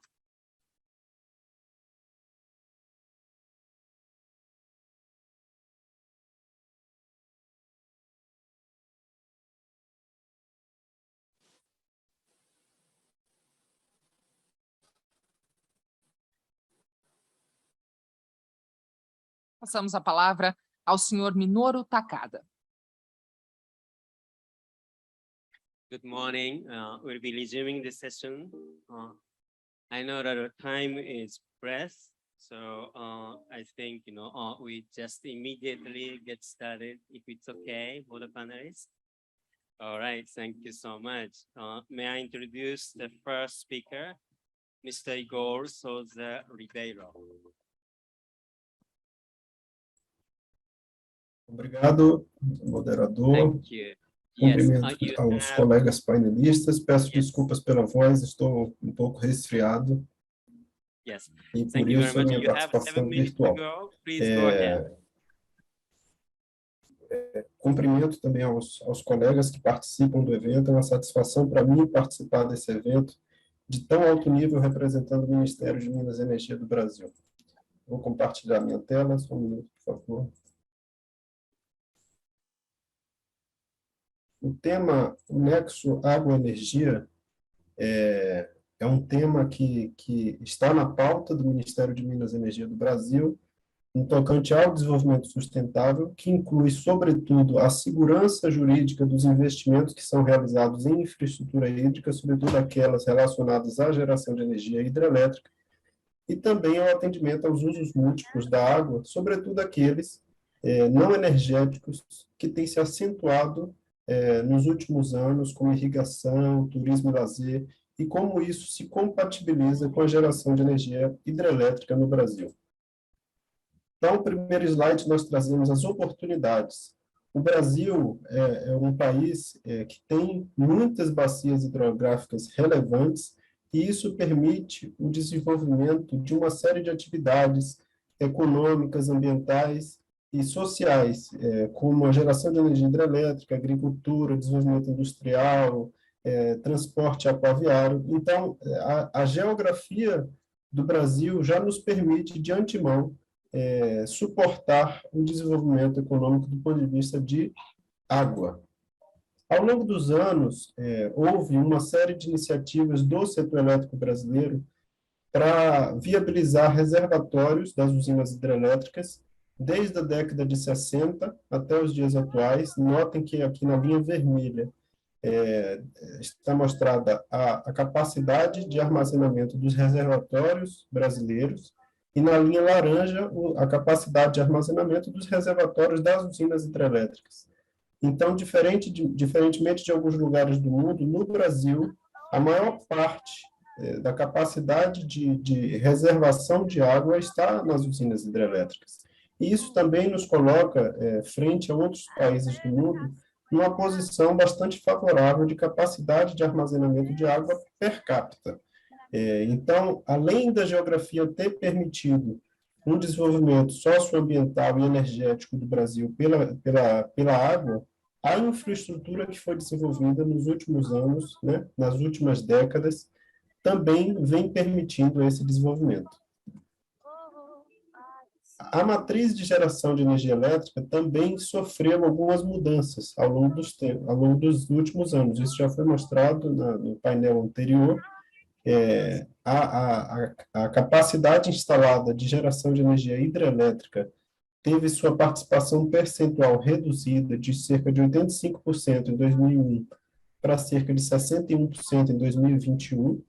Isso não reduz de forma alguma a relevância da fonte na matriz de geração de energia elétrica brasileira, mas coloca em xeque a necessidade de viabilizar novas usinas hidrelétricas, tanto para a segurança energética quanto para a segurança hídrica.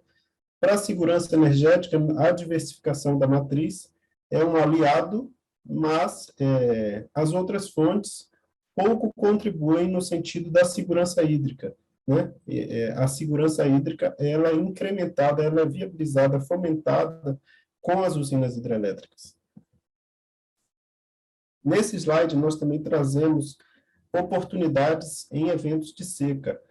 Nós evitamos as palavras desafios, por quê? Porque são oportunidades. Os eventos extremos nos colocam em um contexto, em situações de conjuntura, que nos levam a refletir sobre o que fazer para enfrentar esses momentos e superá-los, evitar esses momentos novamente no futuro. Então, nos últimos anos, o Brasil vivenciou mudanças relevantes nas vazões de importantes bacias hidrográficas, com a prevalência de valores abaixo da média histórica e significativamente abaixo.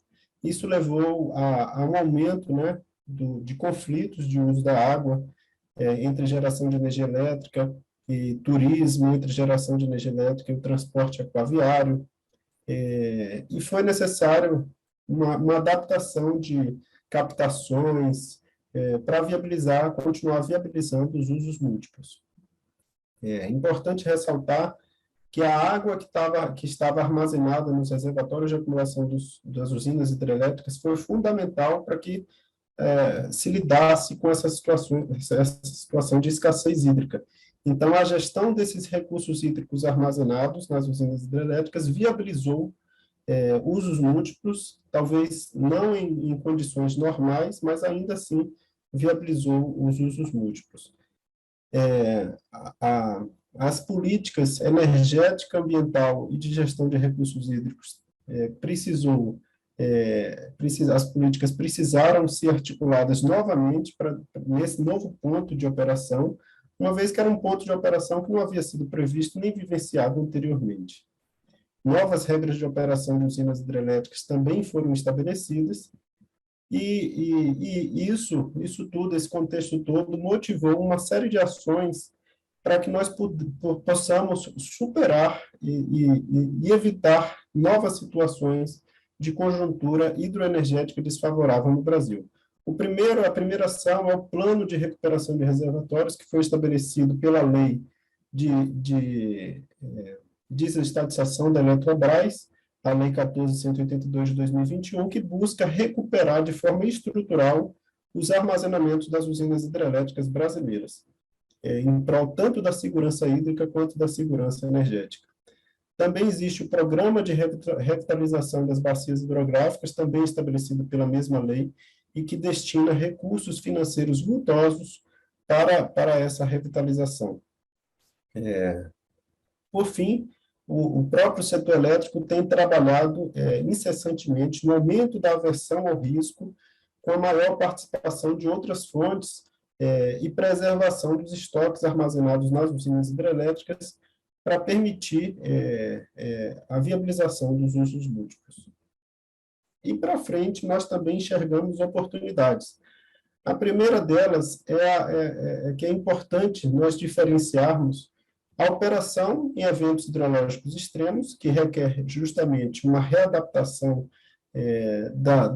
das políticas, o estabelecimento de novas regras, mas essas regras precisam ser conjunturais, para que não afete a viabilização econômica e financeira desses investimentos tão importantes para o desenvolvimento socioeconômico e energético do Brasil.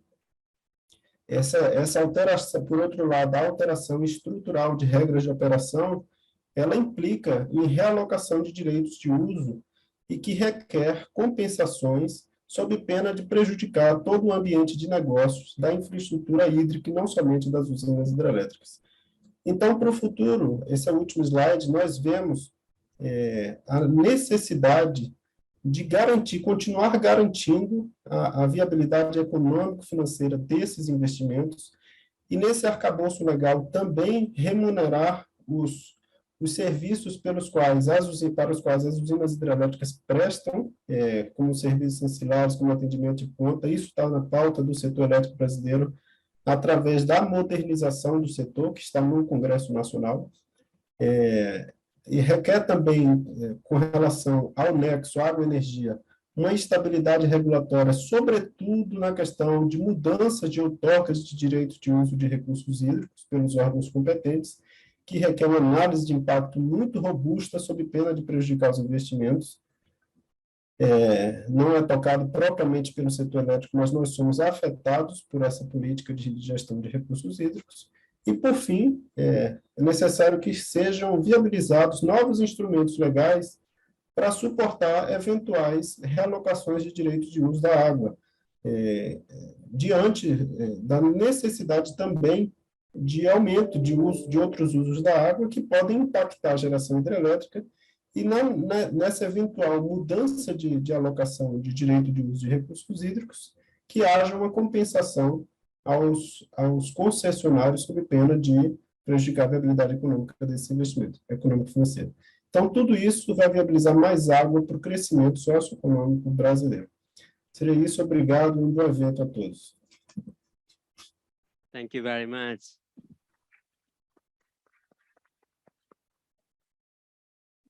Quite on time as well. Thank you very much. Now, may I invite Mr. Gustavo Casal.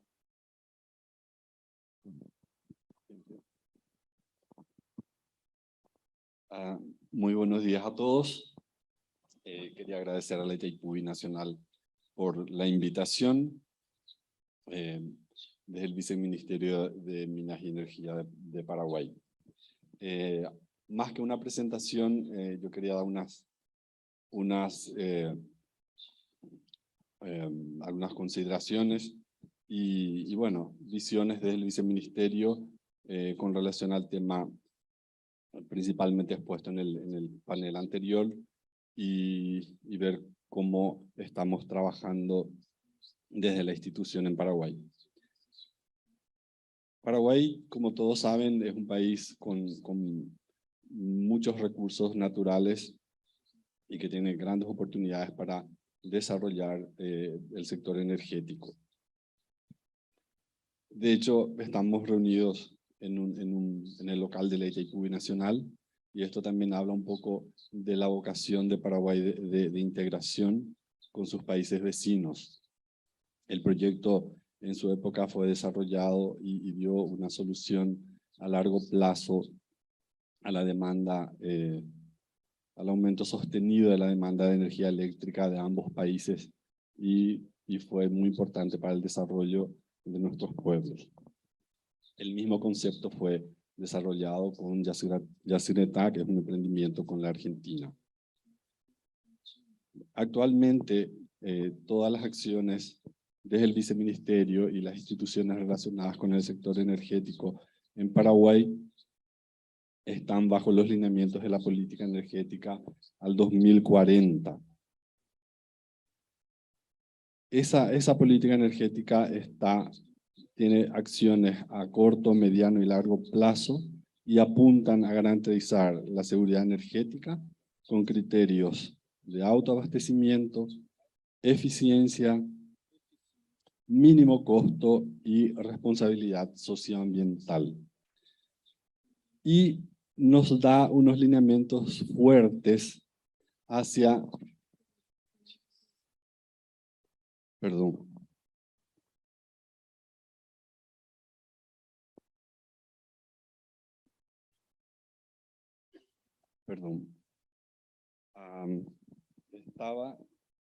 Bueno, nos da un lineamiento muy fuerte relacionado a lo que es la reducción de la demanda energética de energéticos principalmente relacionada a derivados de petróleo que importamos el 100%. Y en este sentido, el gran desafío que tiene Paraguay es diversificar su matriz energética desde el lado de la oferta y por el lado de la demanda incorporar todo lo que es relacionado a eficiencia energética. También una de las debilidades y el gran desafío que tenemos es usar mejor, de forma más eficiente, la biomasa y volverla sustentable. Gran parte hasta de la industria en Paraguay aún depende de la biomasa, que muchas veces no es sustentable. Cuando hablamos de recursos hídricos para la producción de energía eléctrica, si bien en el país se ha trabajado en determinar los potenciales y tenemos cuencas identificadas y además hay proyectos binacionales como Corpus que están en carpeta, no se han desarrollado en décadas proyectos de presas hidroeléctricas. Nuestros ríos internos tienen posibilidades, pero tuvimos algunas consideraciones que mencionar con relación a eso, del por qué no se avanzaron en estos proyectos. Uno pudiera ser lo que nosotros siempre dijimos, la burbuja de Paraguay, de pensar que la energía, tanto de Itaipu como de Yacyretá y la de Acaraú fuesen así inagotables y que la demanda eléctrica del país pudiera ser atendida por estas represas por muchos más décadas. Y el otro es lo que ya había mencionado anteriormente en el panel, en la seguridad jurídica. Entonces, el desarrollo de un marco legal en ese sentido es muy importante. Actualmente, y hace unos meses, tuvimos una crisis en el tema del recurso hídrico y eso desnudó una debilidad de Paraguay al depender exclusivamente del río Paraná para su generación eléctrica. Basado en esa crisis, desde el viceministerio estamos impulsando un estudio y se está analizando la vulnerabilidad frente al cambio climático en sistemas hidroeléctricos del Paraguay, identificando sus posibles medidas de adaptación. Ese estudio en breve estará concluido. Por otro lado, el Paraguay hace parte de CIESUR, una iniciativa que lo estamos trabajando con OLADE y el BID principalmente, y hacen parte Argentina, Brasil, Chile, Paraguay, Uruguay, y estamos con un estudio sobre el diagnóstico de la integración eléctrica del Cono Sur, lógicamente entendiendo las dificultades y las características de los países de la región. Como ya dije, por muchas décadas entonces el Paraguay no estuvo invirtiendo en generación y sin embargo tenemos grandes esperanzas de que el desarrollo principalmente de la energía solar sea en breve una realidad.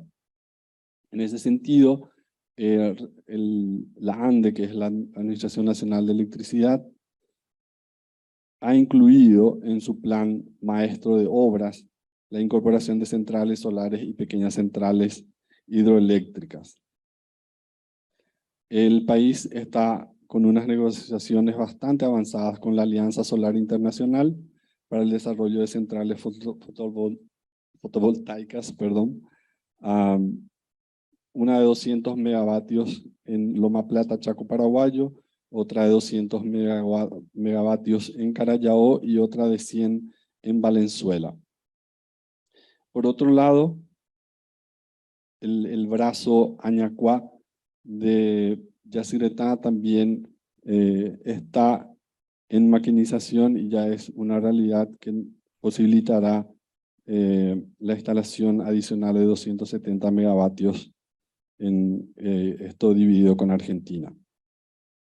Por otro lado, todo el sistema de transmisión de las líneas del sistema interconectado nacional están siendo fortalecidas a través de líneas de 500 kV y eso hará que podamos utilizar más nuestra energía eléctrica proveniente de las centrales. El sector privado también ha avanzado en la implementación de generación utilizando energías alternativas. Uno de los ejemplos que quisiera mencionar es Paracel, una fábrica de celulosa instalándose en Concepción, norte de Paraguay. La planta producirá 220 megavatios de energía renovable a partir de biomasa forestal con producción sustentable, y el exceso, aproximadamente 100 megavatios, estará disponible para la red eléctrica de la ANDE. Las negociaciones están bastante avanzadas y la instalación de la planta también. Bueno, para ir terminando, ya que el tiempo está agotado, estamos trabajando bastante en la incorporación de eficiencia energética en el país, ya que, como dije, la impresión de la población paraguaya era que la energía eléctrica podía ser usada por muchas décadas más. También estamos desarrollando estudios relacionados al hidrógeno verde y estamos viendo las posibilidades de la transición a una movilidad sustentable. Hablamos de biocombustibles, que ya tenemos experiencias con el etanol, y la incorporación de la electricidad como energético en el transporte. Muchísimas gracias por la invitación de nuevo. Gracias. Thank you very much. Quite impressive sort of progressive policies and then determine the investment in renewables. Thank you very much. Right. May I invite our third speaker, Mr. Paulo Emilio Baradão do Miranda. The floor is yours. Olá, bom dia a todos. Agradeço aos organizadores por essa oportunidade de falar aqui um pouco sobre energia do hidrogênio. Eu sou Paulo Emílio de Miranda, sou professor titular da Universidade Federal do Rio de Janeiro e na COP, e também presido a Associação Brasileira do Hidrogênio. Eu queria começar parabenizando o Paraguai por ser o país que tem no nosso continente o melhor manejo de água nas suas comunidades. E por falar em água, que é um composto que contém hidrogênio, há um potencial muito grande, tanto no Brasil quanto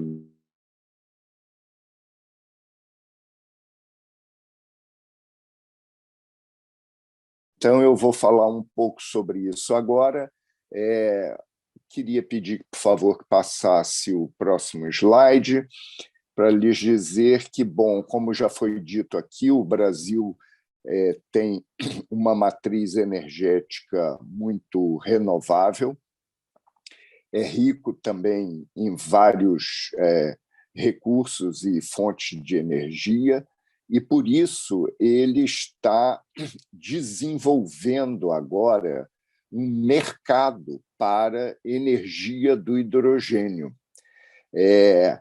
Em adição à possibilidade de produção de hidrogênio a partir da eletrólise da água, como o Brasil é um grande país agroindustrial, tem também muita disponibilidade de biomassas de rejeito e de manejo que podem ser utilizadas para a produção de hidrogênio de uma forma muito vantajosa, porque é possível, inclusive, chegar a emissões negativas de CO2 com alguns desses processos.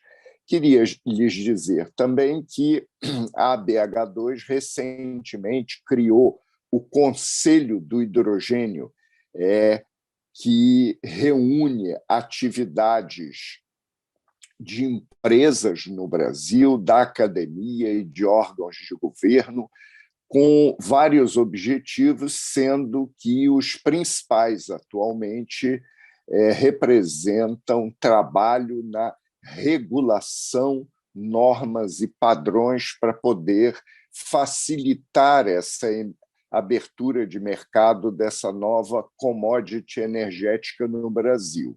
O próximo slide, por favor, vai mostrar para vocês como tem evoluído o interesse em energia do hidrogênio no Brasil. Veja que há apenas um ano atrás, a Associação Brasileira do Hidrogênio tinha 7 empresas associadas. Hoje, nós temos 43 e tem outras 8 em processo de associação.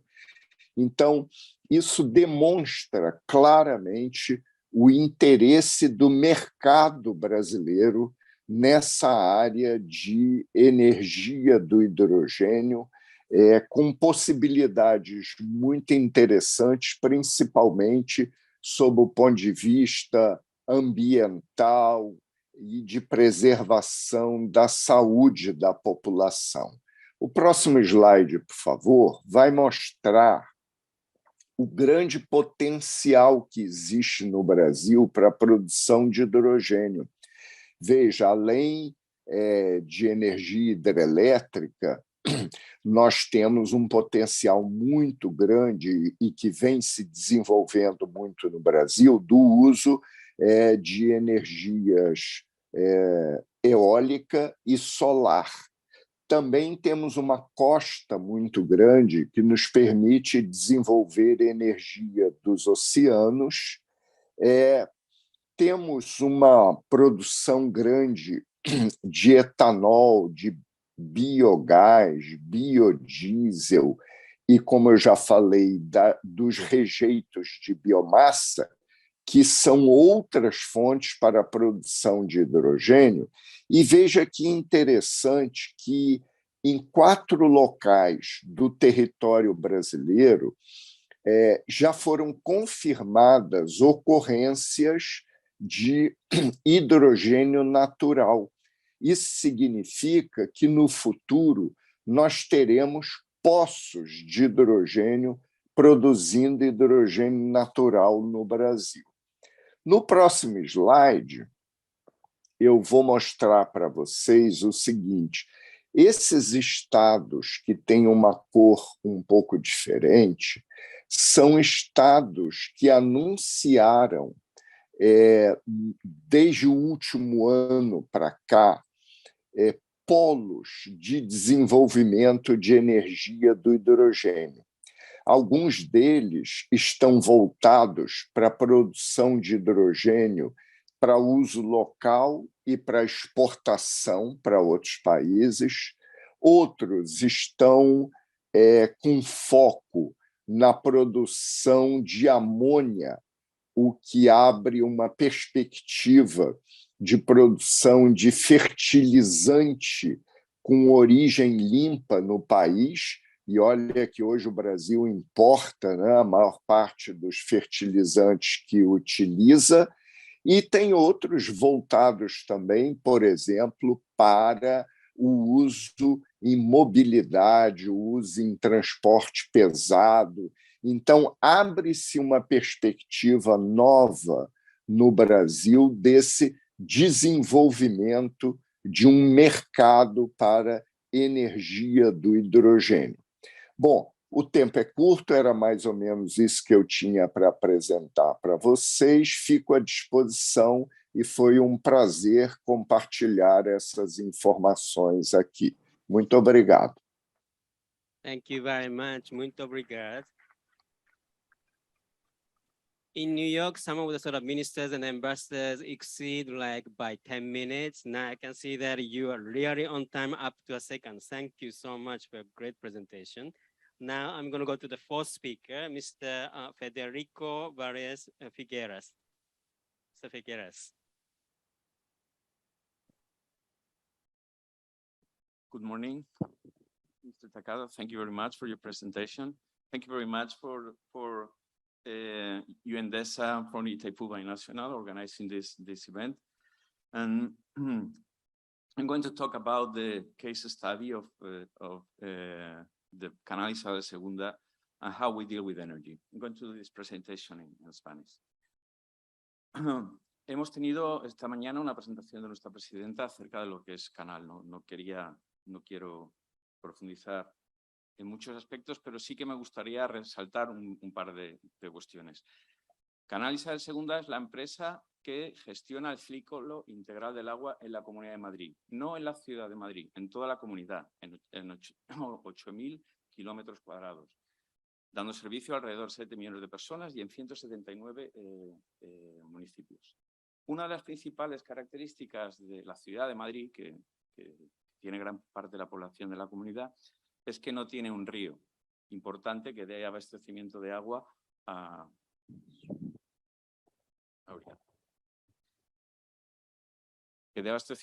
suficiente. Por eso hace 170 años, durante el reinado de Isabel II, se decidió hacer un canal que trajera desde las montañas, desde la sierra de Madrid a la ciudad, este suministro de agua. Y de ahí el nombre de nuestra empresa y de ahí nuestra vocación de tener un ciclo, de gestionar el ciclo integral del agua.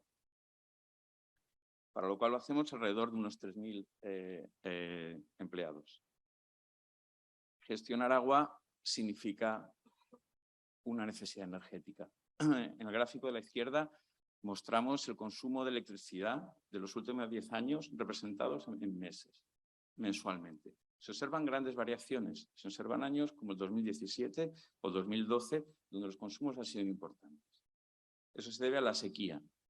Cuando el cielo nos da menos agua y nos facilita el trabajo y que la gravedad hace que no tengamos que gastar tanto en electricidad, pues las cosas más sencillas. Si no hay agua suficiente, tenemos que bombear agua de los pozos, tenemos que gestionar el agua de nuestra red, pasando agua a través de grandes bombeos de una cuenca de un río a otra, lo que supone importantes consumos energéticos. Si lo miramos en comparación en la gráfica a la derecha, la media de estos 10 últimos años con la media de consumo de demanda de agua de nuestros habitantes, pues se observa exactamente la estrecha relación que existe entre el nexo agua y energía. Para nosotros es el día a día, para nosotros es una realidad. Nuestro trabajo es tomar el agua del medio, tratarla, distribuirla a las ciudades y finalmente, a través de las depuradoras, estaciones de depuración de aguas, devolverlas al medio en unas condiciones de calidad extraordinarias. Y dada nuestra relación que observamos y que tenemos entre agua y energía, pues nuestro objetivo es aprovechar al máximo este ciclo urbano. Lo hemos hecho tradicionalmente y a lo largo de nuestra historia. Desde hace mucho tiempo se genera electricidad hidráulicamente con los términos habituales. Pero en los últimos años estamos utilizando unas microturbinas que se puede observar esta tubería roja, que desde fuera no llama la atención, pero lo que hace es que aprovechar en aquellos lugares donde hay que reducir la presión, se reduce la presión del agua y se genera electricidad in situ.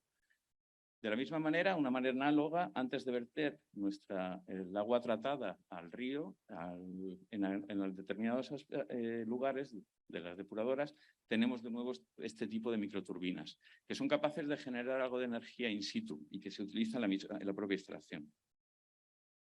Ahora estamos con una importante vocación solar. Nuestro objetivo es crecer en los próximos años 50 megavatios en potencia instalada solar. Y para lo cual, nuestro objetivo es aprovechar al máximo las sinergias que nos ofrecen nuestras instalaciones.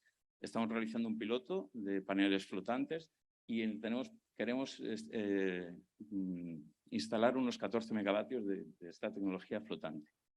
A lo largo de todos los tejados y espacios donde tenga, pues tenemos previsto la instalación del resto hasta llegar a los 50 megavatios que tenemos como objetivo.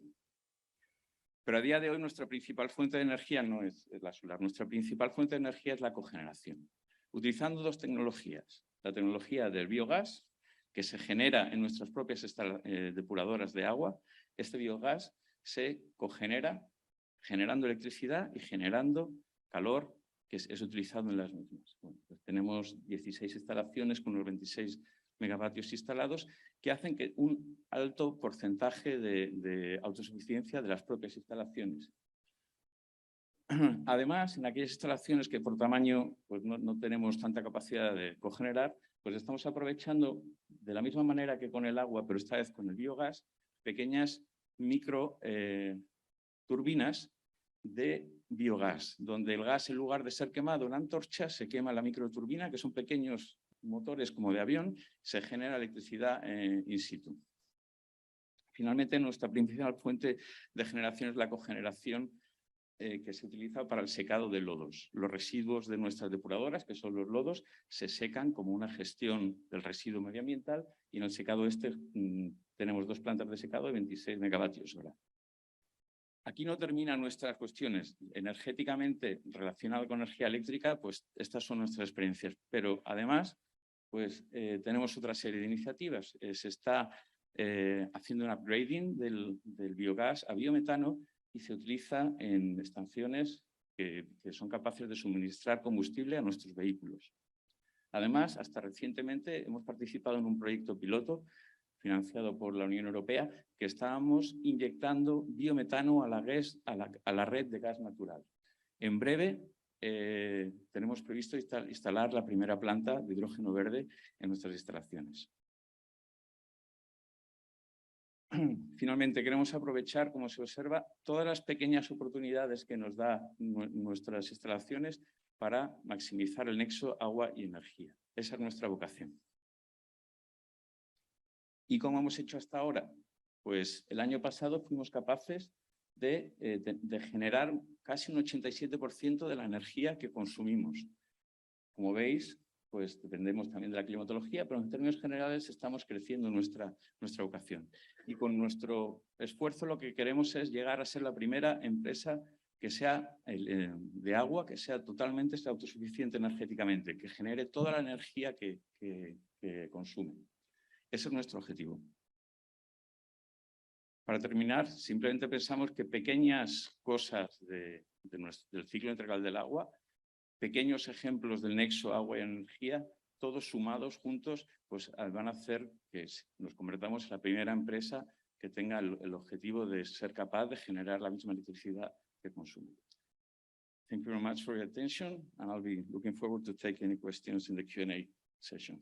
Thank you very much. This is really a great example of from top to bottom, actually, on the upstream to downstream, the water energy integrated cycle. I'm sure many people, many cities want to learn from what you are actually doing. So thank you very much for the great presentation. May I now invite Ms. Doris and then Avevivi? I don't know, sometimes I don't get it right, but Doris, first, yes. Minoru, I would have thought by now you should mention my name flawlessly, but anyway. My name is Doris Agbevivi. I'm with the Energy Commission of Ghana. I'm an energy analyst who worked with the planning section and now doing more on renewables and e-mobility, as well as promoting other sources of electricity generation. Today, I'm not going to zoom in so much on Ghana, but I'll give you an overview. Ghana has diverse mix of electricity generation. We have hydro, we have thermal, and we have renewables.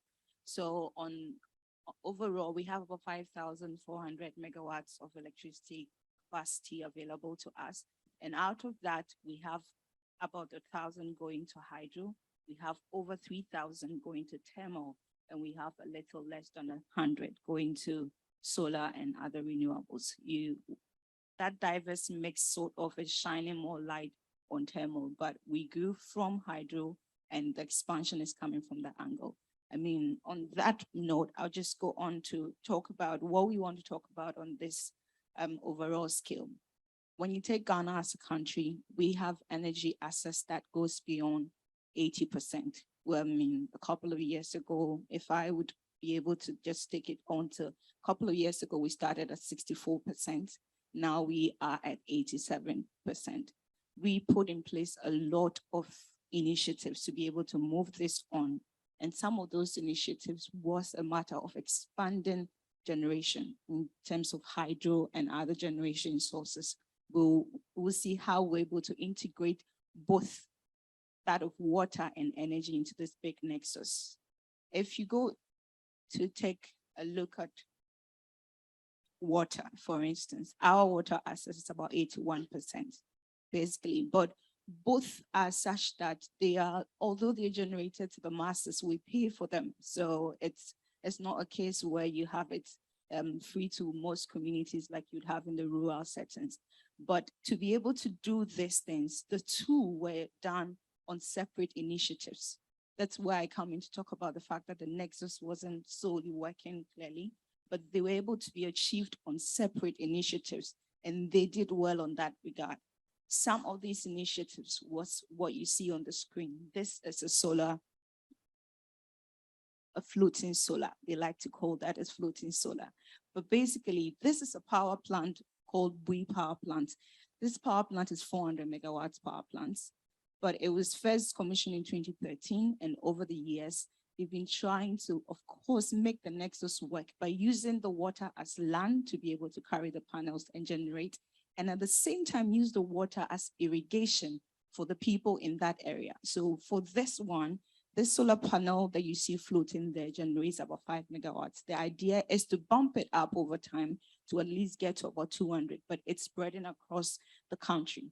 You see another one, as you see here, the solar farm for all of the northern side of Ghana, where you see it's a 6.5 megawatt solar plant. This is not floating, but this takes a whole farm as solar. You see case studies of people that use solar as power to actually irrigate. They use solar as power to pump their water in the villages so that you don't necessarily need to rely on electricity coming directly from the grid. They need to be able to survive on their own. And this is what we are pushing for when we're talking about the nexus approach, because how can we use water to make renewables go? How can we use renewables to do the vice versa? We're supposed to be finding ways. When you have a solar plant that is floating, if you have solar floating on water, it means to easily clean the solar, you can still use water. Because when we go into maintaining solar, you need to wash these panels, you need to get them up on before you can get electricity. So these things move hand in hand, and that is what is being encouraged all across the region. You have these panels not only being used to pump water, but you have it also being used to actually just do normal household. This is a household with just a water tank and then decides to use a panel to be able to pump water from this.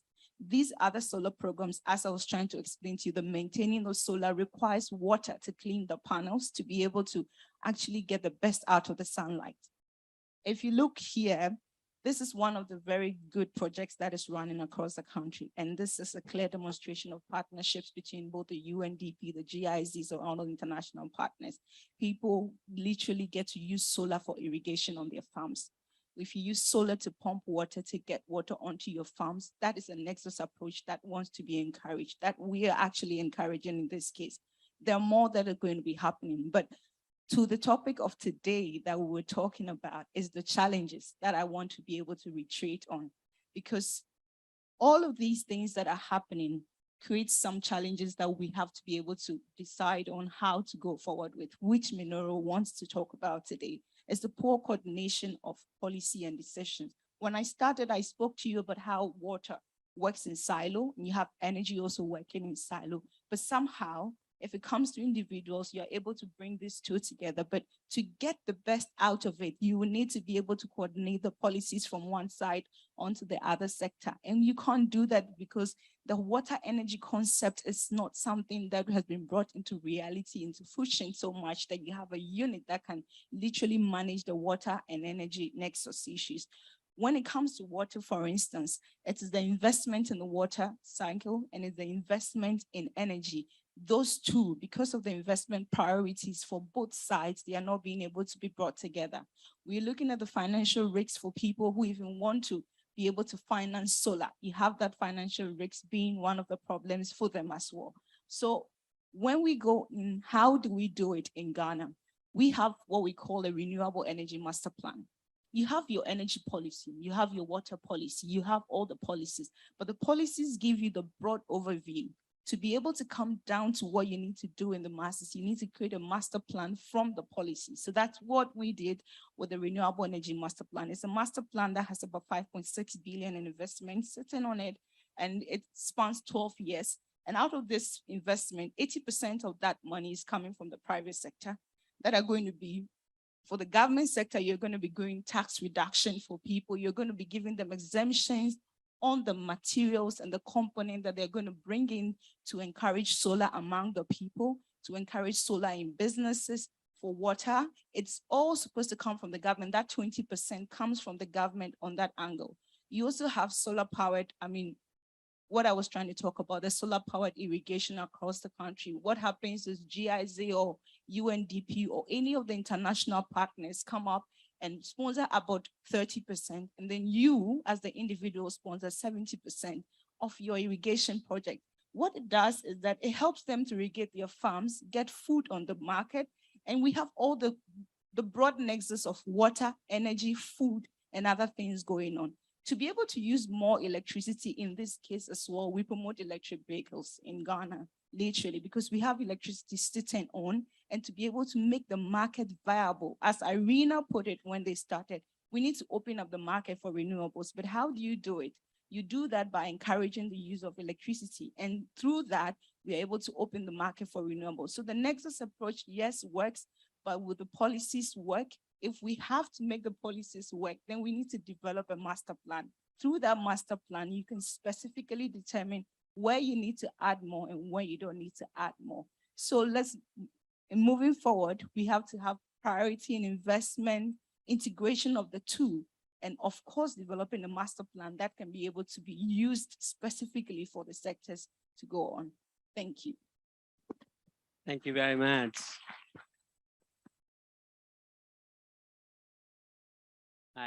Long time ago, I lived in Ghana like 30 years ago. Looking at that, this sort of government sustained vision and investment, and of course, continuous policy really made a significant progress over 80% of the access rate, both on the water side and on energy side. So congratulate the Ghanaian government on an official steadily making progress. But as Doris pointed out, I think our game is not over yet. So this is really something that we need to continue to be investing to fill the sort of access gap. Just looking at the energy, as I mentioned, 733 million people do not have access to electricity. And over 2.3 billion people do not have access to clean cooking solutions. And over 2 billion people do not have access to safely managed water systems in the world. So you can see that magnitude of the challenge. So how luxurious we are here, thanks to Brazilian and the Paraguayan leadership and the Itaipu, of course, we are here where we are. But if you look at the world, a lot of things needs to be done continuously, and that's where innovation needs to be done. And a new investment opportunity, new solution, the new business opportunity are coming in, not just sort of OECD countries, in Africa as well. So thanks very much for the contribution. We have a little some time, so maybe one additional question from the floor. Please raise your hand. Here you are, please. Could you identify yourself and pose a question, please? Thank you. Good morning. My name is Gajanan Akigde. I'm from UN Climate Change Secretariat. Thank you for the panel for very rich information. One question on the hydrogen presentation. Can you give some indications of the costs of different sources of hydrogen you showed? And also a question to Ghana, a very interesting presentation. When you mentioned solar irrigation, did you also consider some demand side measures for improving the efficiency of the irrigation? Thank you very much. Thank you very much. Maybe we'll take one additional question. Alex, please.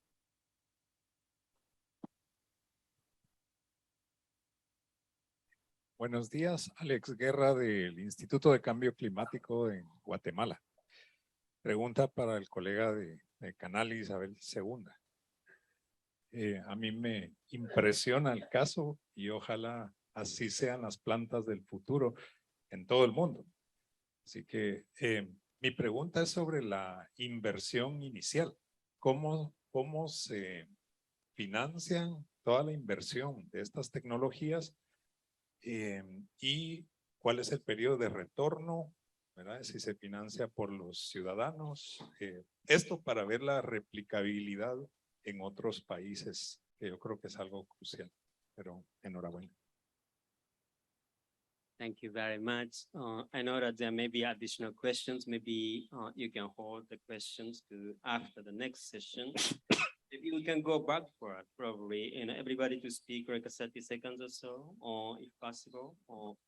So could we invite first Doris, if you have anything to sort of respond to the questions or broadly the reflections. Doris. Okay, so thank you so much. I would respond to the questions since I already have 30 seconds in a row. So I'll take the question that came in for the man first. Is it on investment? And there was the other one.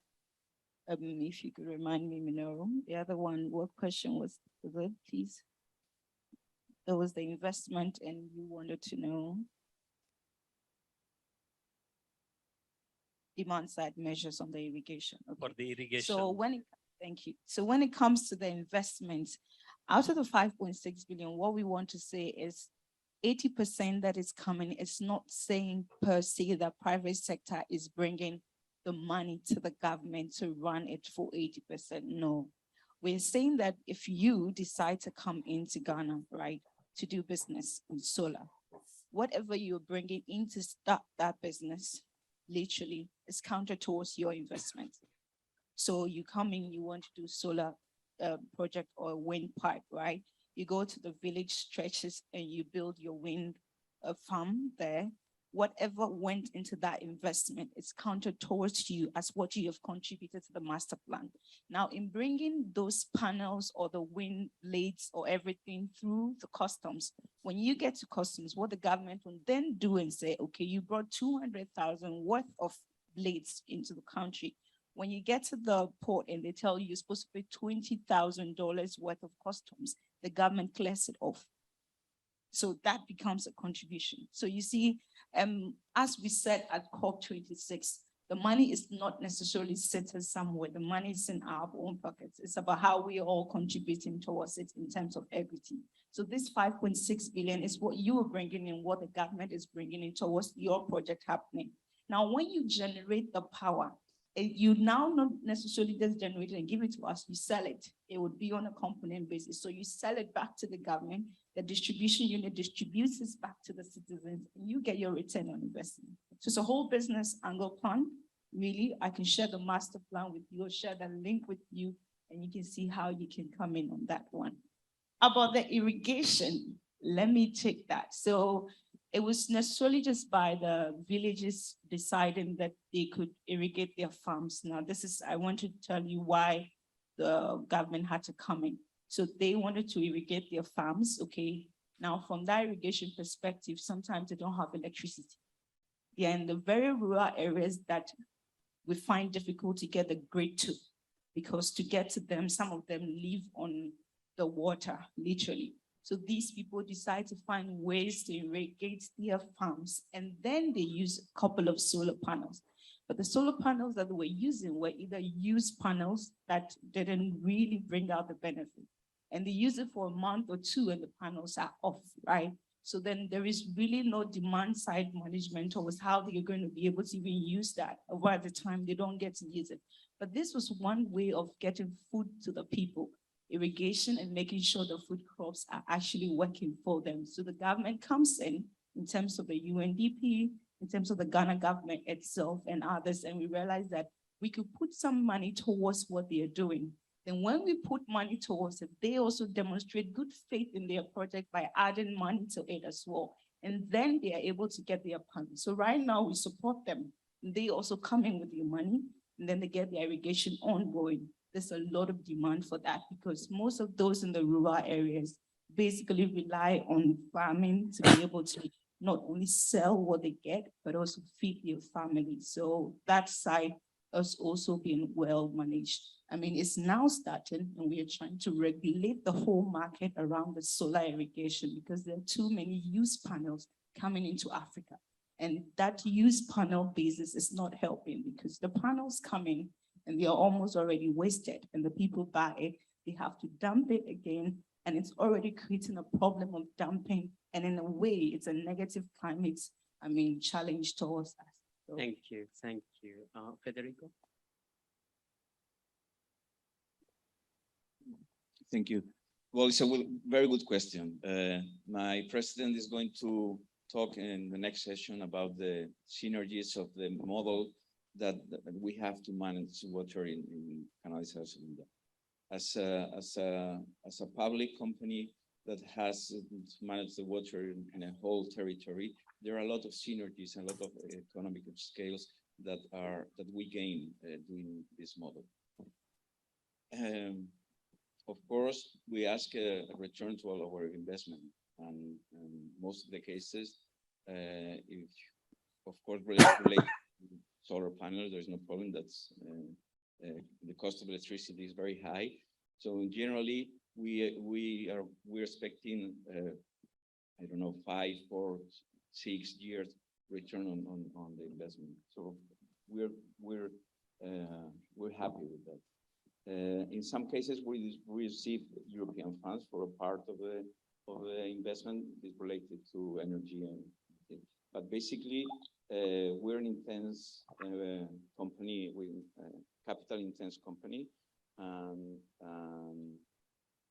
we cope with our investments and get our own returns. And in energy, we think now it's quite easy. Thank you so much. Paulo? Sim, muito obrigado pela pergunta. Eu queria primeiro esclarecer que hoje o mundo já produz, armazena e utiliza muito hidrogênio. É como 100 megatoneladas de hidrogênio por ano. Mas esse hidrogênio ele é produzido e utilizado majoritariamente dentro de empresas que o utilizam em seus processos. A mudança que nós temos agora é ter um hidrogênio mercantil, um hidrogênio que vai ser comercializado entre empresas, países. Hoje, o custo do hidrogênio produzido a partir de combustíveis fósseis, principalmente através da reforma a vapor do gás natural, é cerca de $1,4 por quilo de hidrogênio produzido. Enquanto que o hidrogênio que é produzido hoje a partir da eletrólise da água tem um custo que varia entre $5 a $7 por quilo de hidrogênio produzido.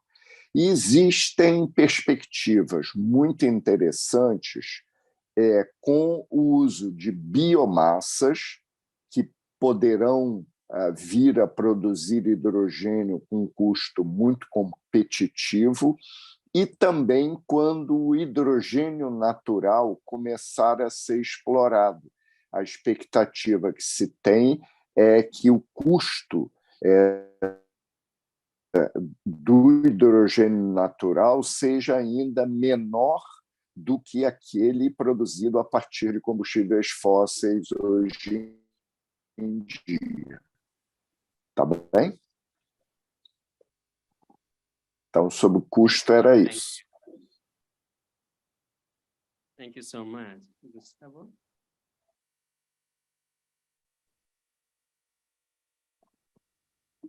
Bueno, con relación a los costos de la energía eléctrica principalmente y con nuevos proyectos, es realmente un ejercicio que Paraguay necesita hacerlo. Nosotros tenemos la empresa Ande, que ya había comentado, es monopolio en lo que se refiere a distribución de energía en el país. Es decir, la ley vigente, que es la 3009, abre la generación al sector privado. Sin embargo, cuando hablamos de la distribución, si esa energía va a ser inyectada a la red, aún no tiene una tarifa, vamos a decirlo, definida, y es un ejercicio que lo estamos haciendo. Es un desafío muy grande para el país, ya que ustedes saben las tarifas, los precios que resultan del mix de la tarifa de Itaipú, de Yacyretá y de Acaray, que es una central totalmente amortizada. Entonces, cualquier generación, si estamos hablando de eólica, solar o utilizando vapor, biomasa, cogeneración, las tarifas indiscutiblemente van a ser superiores. Entonces, ese es un ejercicio que estamos haciendo y que en breve yo creo que tendremos posibilidades de decir más cifras con relación a eso. Gracias. Thank you very much. And lastly, Igor. Obrigado. Novamente agradecer à Itaipu Binacional por sediar esse evento, a todos os colegas painelistas e ao moderador. A mensagem final que nós queríamos deixar como Ministério de Minas e Energia do Brasil é que a segurança jurídica ela vai ao encontro do nexo água-energia, seja pela viabilização de novos empreendimentos de geração que fomentem a segurança hídrica, como o caso das usinas hidrelétricas, seja pela diversificação da matriz de geração de energia elétrica, que, por sua vez, fomenta o melhor uso da água, né? Seja pela agricultura, seja pelo turismo, pelo lazer. Então, a competitividade da tarifa, do custo final da energia elétrica aos consumidores é peça essencial ao desenvolvimento socioeconômico, ambiental e também do melhor uso da água por toda a população. Obrigado. Thank you very much. This comes to the end of this particular segment. Please give big hands to the panelists.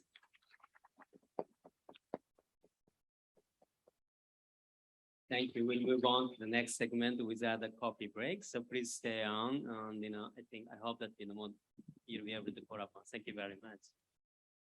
Obrigada, senhor Minoru Takada. Na verdade, não teremos intervalo agora, mas agradecendo a presença de todos os palestrantes, enquanto nós preparamos aqui já para o próximo subpainel, eu vou convidá-los para um evento paralelo que nós teremos aqui entre 1h e 3 da tarde, num auditório aqui ao lado. O tema será Segurança Hídrica e Gestão de Bacia Hidrográfica, da 1h às 3 da tarde.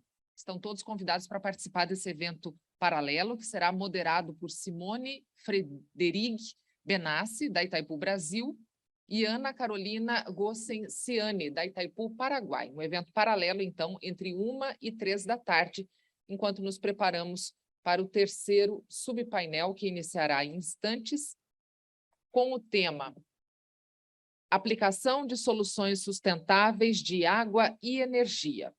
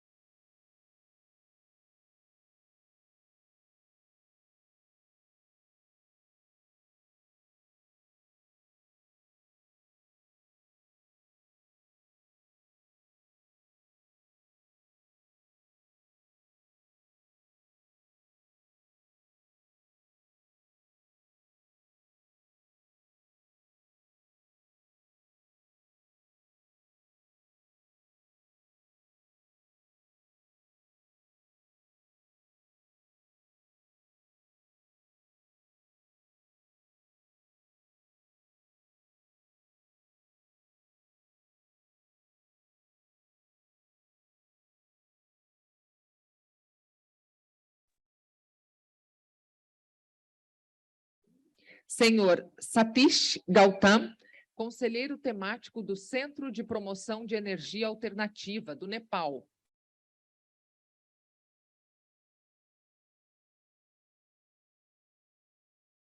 Senhora Siham Bentowat, diretora executiva da Nafaz International, Oman.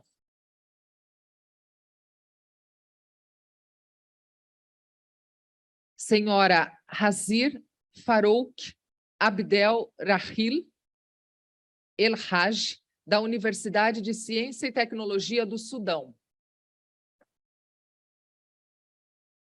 Senhor Sohel Ahmed, diretor-geral da Grameen Shakit, Bangladesh.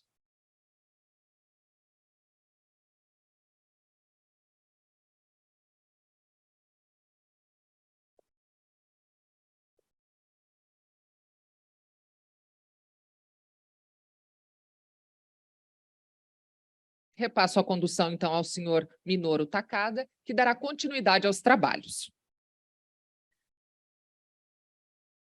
Thank you very much. So this is the third segment of the morning session. I know that everybody is trying to get back into the room. But I can also see that, we already passed 12:30 or, close to 1 o'clock actually. We don't want to get too late in lunchtime. So I hope that, panelists will be able to contribute to us a little bit, sort of go quicker, not to be able to sort of eat into the lunchtime too much. So without further ado, I'd like to introduce our first speaker, Mr. Ricardo Naves. Floor is yours. Naves. Good afternoon to everybody. First of all, I want to thank Itaipu for the invitation for me as part of the IGE, which is the National Institute for Research on Geology and Energy of Ecuador. We're glad to be here. A quick presentation of my institute. It was created in 2018 once the government merged the Energy Institute and also the Geological Survey of Ecuador. So now we got both areas, and we are also trying to find some synergies between those two. That's quite important because both of them are actually important resources for our country. As I was saying, in the energy part, to be more specific, we got renewables, we got energy efficiency areas, and also the energy balance and energy perspective of Ecuador is the institute in charge of doing these types of studies as well in Ecuador. Well, now regarding my presentation, I want to give you a quick overview of the Ecuadorian case. We have two sites that need too much in terms of energy. The production energy in Ecuador is ruled by fossil fuel to steel.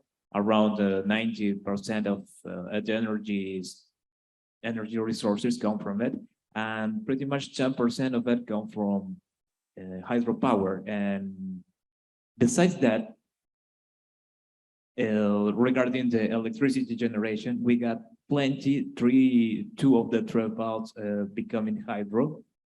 The rest of it is pretty much thermal, and some of it is renewables.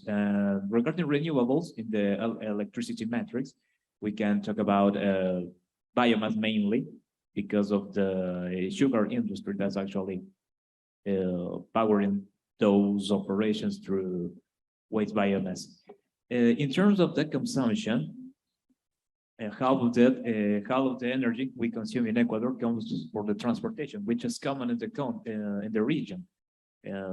Because we're a huge territory, and logistics and all the transportation of goods and people requires a lot of energy, so Ecuador kind of matched this trend.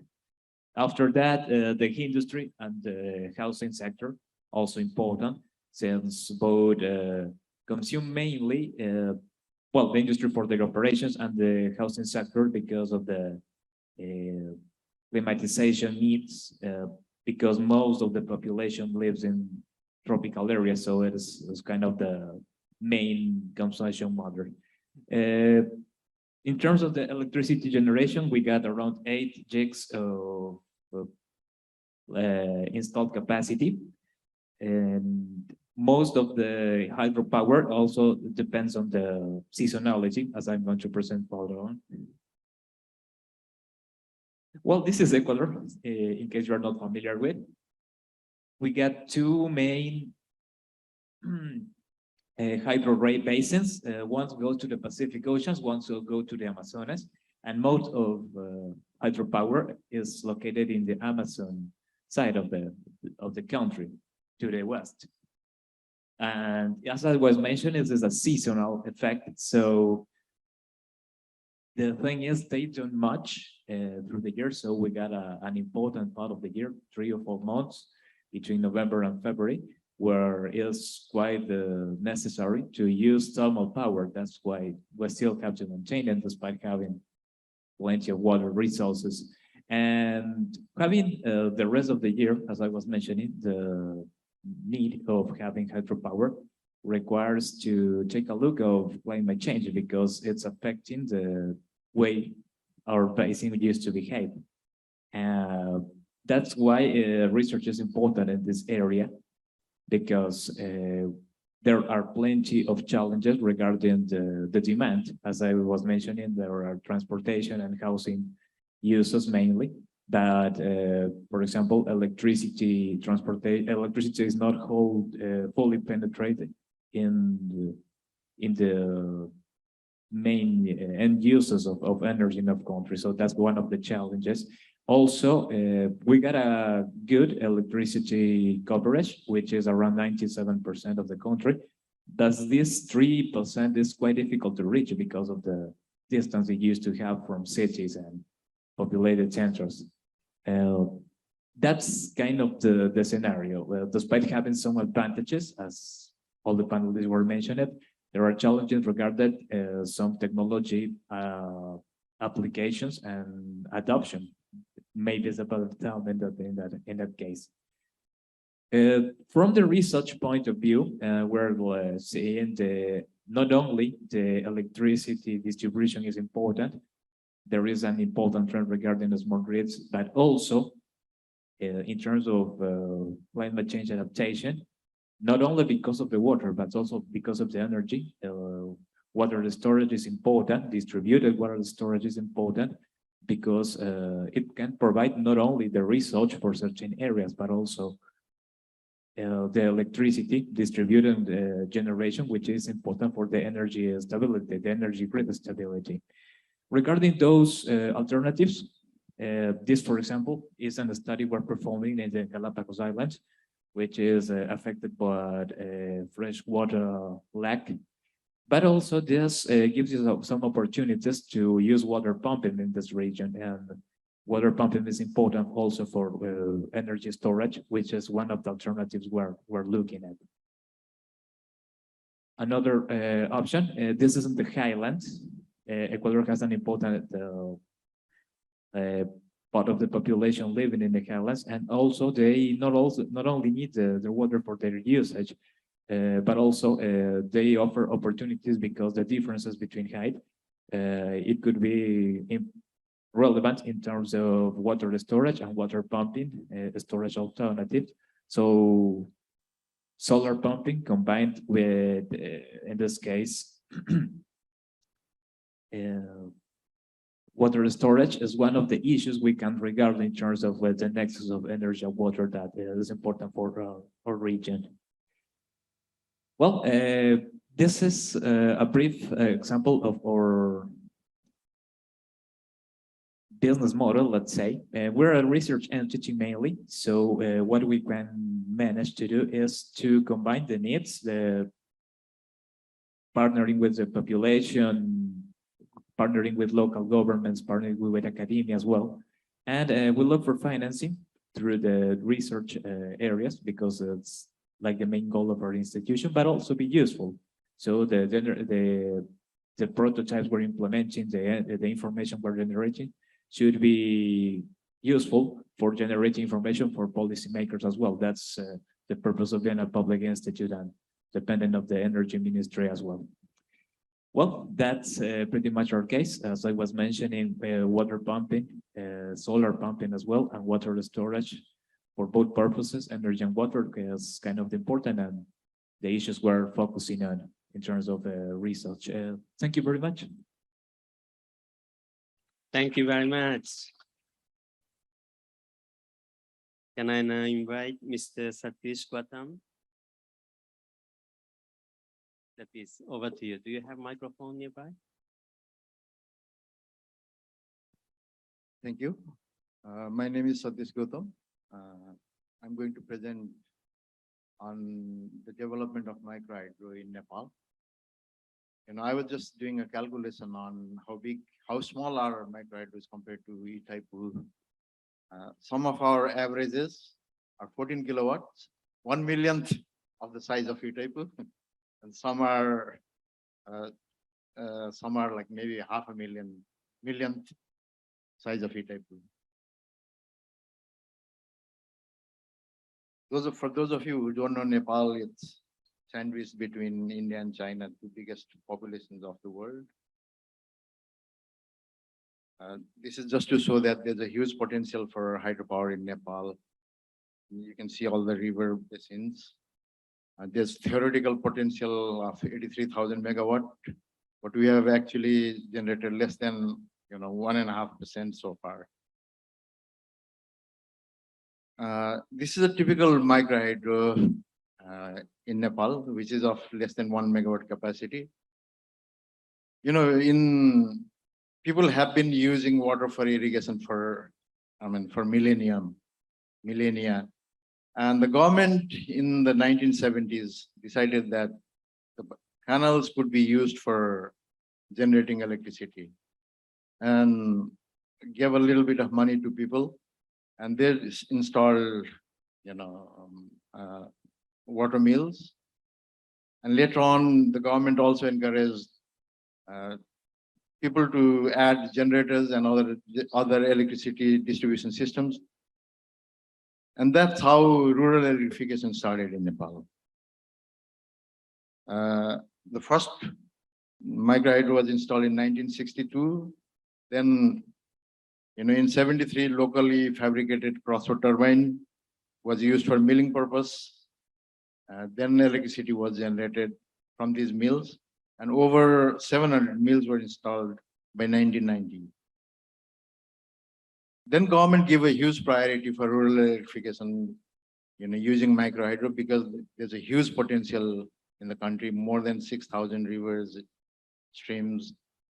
Water could be used for irrigation and also for generating electricity, minimum effect to the environment. The technology was available within the country, the skill, people could easily operate it. And more importantly, for the mountains, transportation was also very important, and equipment could be easily dismantled and transported easily. Compared to the grid extension, the transmission distribution cost is relatively low, and you could use like product we use like milling also. Because of the population as well as some technological innovations from 1978 till 1972, several new technologies were invented within the country or brought from outside. And the government in 1984 delicensed hydropower up to 100 kilowatt. You didn't need to go to government at all. You could fix your own tariff. That kind of led to explosion in rural electrification. In 1985, the government started providing subsidy for electrical equipment, and more than 300 MSPs that were built for milling were later on converted to electricity generating units. 1996 marked another watershed because the government established Alternative Energy Promotion Center, and after that, several donors and development partners came up with different projects. And during this period, Nepal was able to install like more than 2,000. I've written 1,851. These are micro hydros, but the smaller ones, if you include the smaller ones, more than 2,500 systems. And about 2.5 million, 0.25 million households get their electricity from these isolated systems. And in the meantime, the government also deregulated rural electrification in a way, and 90% of the people now get their electricity from the national grid. I wanted to show the distribution of microhydro throughout the country, the green dots throughout the country. People actually, rural people actually own these projects. They manage these projects, they build these projects. You can see on your left, people are transporting a generator to a mountain village. Canals built by local people. Some foreways, construction work going on. People are working, lifting pipes, connecting pipes. And these are people like from the villages. And also electricity is used for, small industries, paper making industries on your left, carpentry on your right, an electric oven. So the performance of microhydro in the country has been quite mixed actually, because of many problems like, cost. Rural people tend to compromise on the cost to reduce their equity. There's high turnover of operators, limited capacity for repair maintenance. Utilization also varies from 4% to 78%, depending on the village, how much economic opportunities are there. And in many places, you'll find that the tariff is very low and they hardly generate enough money to operate the system. Whereas in others, they are actually making money. But what you can say is like, if you target it properly, gender empowerment, social inclusion could be a big benefit of having these small systems within the villages. And we have also noticed that if the water is used for both irrigation and electricity generation, there's a huge probability for sustainability. So the lesson learned is that enabling policy and institutional environment is required, as well as technology development. Sometimes, your policies need to change according to the technologies that are available. Technology adaptation is also very important, adapting to your country specific or local area specific requirements. And very important thing is like post-installation support. Providing one-time support to rural people is not enough. You have to help them over a long period for sustainable operation and maintenance, for promoting productive uses. And now we are thinking of going for electric cooking in these microhydros as well, because unless you can, you can provide some clean cooking solutions, women's lives aren't going to change in meaningful ways.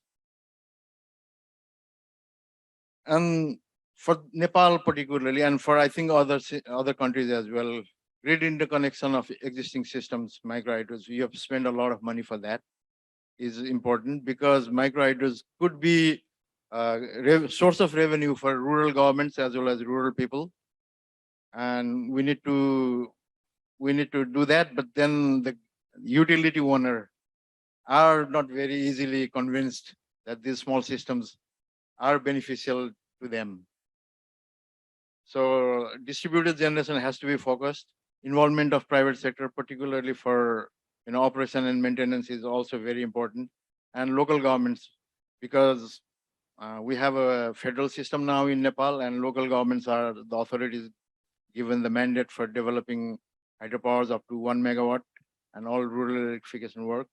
So they have to be involved as well.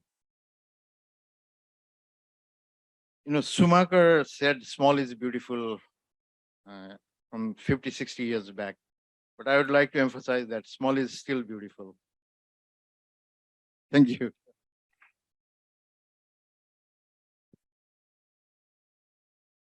Thank you very much. I still enjoy very much Nepal's presentation after 30 years learning from, AEPC, what is happening. And then also, I think, the local government's role that, in Nepal, this is a very important point that we all need to learn. Thank you so much. Now, may I invite Ms. Siham Bentuar. Thank you.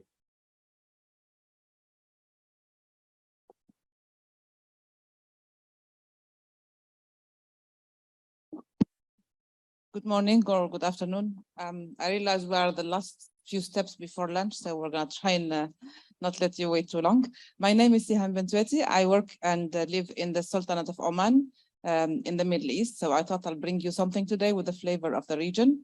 So we'll be talking about how we can reduce the energy intensity of oil field wastewater treatment. The solution I'll be talking about is applicable to, has many aspects, but today I'll focus on the energy. So we have a conundrum in terms of water in our region, in that we have a lot of water and very little water. And that is actually a real case that we live in every day. We have very little water because we are of course in the GCC region, mainly desertic, and we are among the countries that have the highest water scarcity. So that's why we have little, but then we produce oil and gas, as you know, and unfortunately these things don't come alone. They always come with a little companion called water, and unfortunately this water is not clean and ready to use, which would have been perfect. In Oman, for example, for every single barrel of oil we produce, they come with 9 barrels of water. Every barrel of oil comes with 9 barrels of water. So you can imagine how much water we have to deal with. We produce water more than oil actually, but half of this we put back so that we can keep pressure. We're left with between 4 and 5 barrels of water to every barrel of oil that we have to dispose of in the right way. So if you take an example, about 1 million barrels a day of oil, that's 4 to 5 million barrels of water every single day that you have to dispose of properly. And you have to dispose of because if you don't, you can't produce oil. If you don't produce oil, you know what happened to our economy. So it's very important that we do it and we do it right. What is produced water? As I said, it's the water that comes as a byproduct with the hydrocarbon production. It's not, we don't like it very much because it's not clean water that you can use because it has many things in it, salts, inorganic materials, oil, of course, and sometimes depends where it comes from, even some norm with it. So if I look at just a typical oil field, which is what we call a high water cut field, water cut actually is the amount of water versus oil that we're producing. So if you have a 90% water cut well, that means you're producing, say, for example, you produce 100 barrels, only 10 barrels are oil, the 90 barrels are water. And we have a lot of them in the region. So we have different ways of disposing with water that comes with the oil. One very important case, or one very common, is what we call deep water disposal, where we have to actually drill below the reservoirs that are producing. So we're talking about few kilometers, and we have to pump the water there, because then you're away from any aquifers that you use for drinking or anything like that. So it's extremely energy intensive operation to do deep water disposal the right way. And you can see in a typical high water cut field, 56% of the energy is used for deep water disposal. So of course, if you want to save energy, this is a very obvious and no-brainer option, is to go to how can I actually do something better than deep water disposal. So there are different ways. There's so much happening in terms of innovation in oil and gas. It's not all doom and gloom. We have a lot of good things that can be learned and can be transferred to other sectors. But what we can do, you can, first of all, maybe just to continue on the energy intensity. The way we do it now is basically, or it was done before what I will show you in a minute. So for every cubic meter of water we dispose of, we need to use 5.5 kilowatt hour of energy.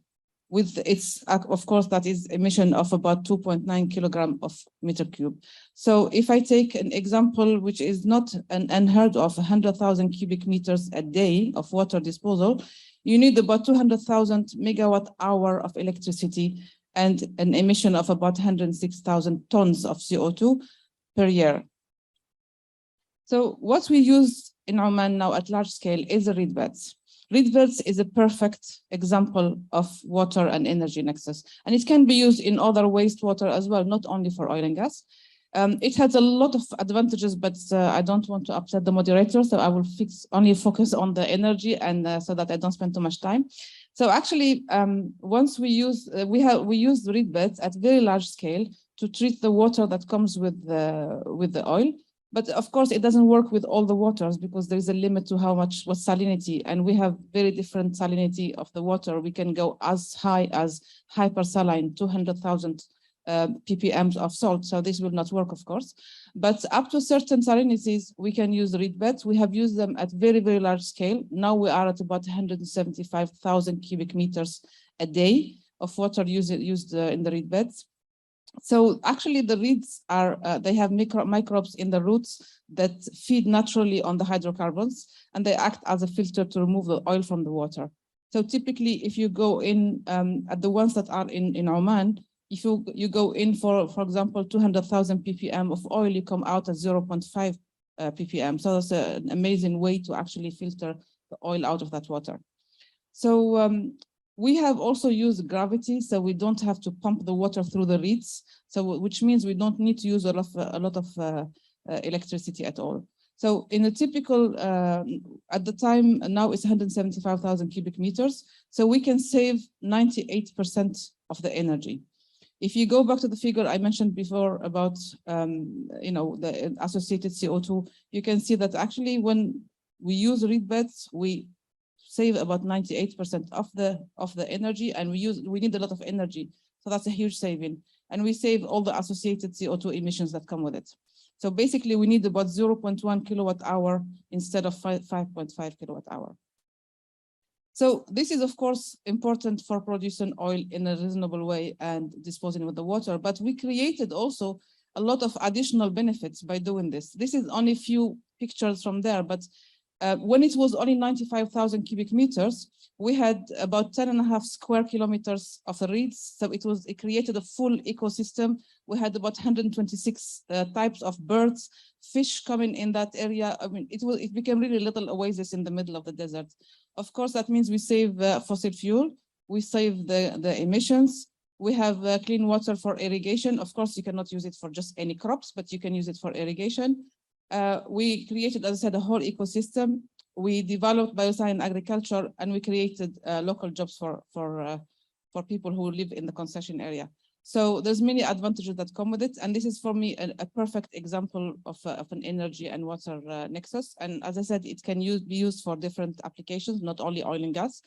And also it has different aspects that can be looked at, depends which angle you want to look. Like I'm looking from the energy, you can come from the water, you can come from all sorts of aspects. Thank you very much. Thank you very much. Thank you very much. Okay, now this is something that I learned for the first time. So this was really, an educational for me. It's a lot of water actually on this one. So thank you. Next speaker, the Miss Hazil Farouk Abdurrahim, the El Hazi. Sorry, difficult for me, but thank you. Hopefully. Yes, over to you. Okay, good afternoon, everybody. I'm taking you from Oman to Sudan, North Africa. So when we call it the land of opportunities, the third largest country in Africa, with a population of around 42 million. 60% of this population is between 15 and 30 years old.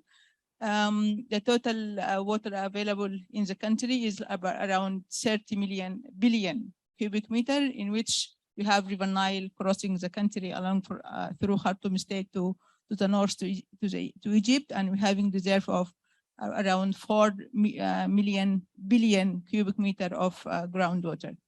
We have a high reserve of natural gas and also larger untapped renewable energy resources. Then the livestock is around 1 million head of livestock, which was also one of the biggest country in Africa. The organic waste is coming from different sources, including the larger industry of agriculture. So these all are potential in the country. If we look to the energy balance, the primary energy balance coming from the biomass, around 50%, but it is traditional biomass like wood, fuel, and charcoal. We're having around 41% is coming from petroleum, And we used to be exporting oil fuels, but now we are importing after we separate from the south, and we're having hydro, is like 6% from the primary sources. The transportation sector is the main consumer of the petroleum fuels with a thermal generation of the electricity. So the total installed capacity of electricity is around 3.6 thousand megawatt, and the electrification rate is only 55%, in which 50% of this is in Khartoum state and 70% are in the other big cities. So the rural areas have no access to electricity, most of them. And the demand of increasing demand of electricity is around 11% per year. This 53% from the electricity generation is coming from 6 dams. The 6 dams, between 5 of them is less than 400 capacity, and the biggest dam is installed in 2010. I started operation with capacity of 1,250 megawatt. We're having also electricity coming from Ethiopia, and we're having IPP in Darfur in the west, and also from the Turkish rented in Red Sea. Okay, the situation of the water supply in Sudan is around 40% having access from rural and urban, having access to clean and well-connected system of water. Only 73% having access to domestic water supply. And here I'm not talking about clean water. It could be not clean water like in my hometown. And when you go to the north, because of River Nile, the access of water is more for the people. And you go to the west, there is no access to water, but we have sub-solutions. So the implemented solution for the energy, as I thought that we're having a problem, and for the last 4 years, as a whole country is having shortage in power for 8 hours per day, including the capital. So this is for the people who has access to electricity. So people go, we don't have a stable government for the last 3 years also, but people also went, the private sectors and individuals went for PV systems. The government installed some projects. The biggest one is 5 megawatt in Darfur in the west, and also there was a project for solar pumps for irrigation. This is one of the biggest projects, solves the problem of diesel, because we're importing diesel and we had problem with the inflation and also the other problems. So people went to the solar pumps. For wind energy, we're having 2 projects. One in the high, which is high along the coast of the Red Sea in the east, and another one in the north state. One of them is already started to be installed. For the bioenergy, we have biofuels. We're having Kinana Sugar Company. We produce ethanol from molasses, but this was not put in. It should be a source for ethane to be mixed with benzene, but because of subsidies in the fuel, petroleum fuel, we couldn't. The government couldn't continue this project, and now they are importing or exporting to Europe and I think Brazil, because this was a partnership with Brazil. Waste to energy has high potential, and also we're having biogas, but at small scale. And I mentioned also the energy efficiency. We don't have any regulation for energy efficiency, but because of the removal of the subsidies from the benzene and also from the electricity last year, people went for efficient energy conservation more. And we have another project, we call it Sudan's Zero Thirst. So the main idea was to raise the share of water of citizens for rural areas from 17 or 18 liter of water per day to 35, and for urban from 55 to 90 liter per day. The first step was to see where people need water. So the red spots are the people with need to the water. They don't have access to water, and they have to walk like 2 kilometers to get water, and mostly is not clean water. So like here in this girl, she take care of bringing the water, mostly wood fuel, and also water is the responsibility of women, like in most Africa. So they go to bring water, and the aim of this project was to make the distance short for them to go, because of these are in the conflict areas and there is high risk for the girls and women to go. So the aim was to shorten the distance to 2 kilometers in the first stage and to 0.5 kilometer in the second stage. And they make water wells, water stations, also small water stations, and they also build proper dams and hafirs, which is the water yard that's surrounded with the sand, and they do also water harvesting from the rain. And the target was 7,500 projects in all the country, but after the revolution and the pandemic, as a project also stopped. So I'm going to end with 2 questions. What are the current barriers for this to be grown, and also for this project? Because still the effort, we are doing effort from like 10 years for supporting the SDG 7, but also still we are far away from compared to the countries in the region and also in Africa. So the main reason is of the government. We had like 7 governments in the last 4 years. So the poor governance and the lack of working plan, and also lack of vision, and also the policies regulation. All these are the main reasons behind why we didn't compete with the others, and we didn't grow or went far in the energy transitions. And also the macroeconomic factors, which also the private sector didn't invest in this, and the private sector play a main role in this to be developed. So how can policy regulation create and enable environment to pursue a solution in its scale, by strengthening planning framework, ensuring political stability, which we don't have also for the last 5 years, securing credit enhancement instruments, and also to have like a stable financial flow in the financial institutions, and also increasing private sector engagement through like clear feed-in tariff, transparent financial system, and also many other things. So I'm ending my presentation with this. Thank you. Thank you very much.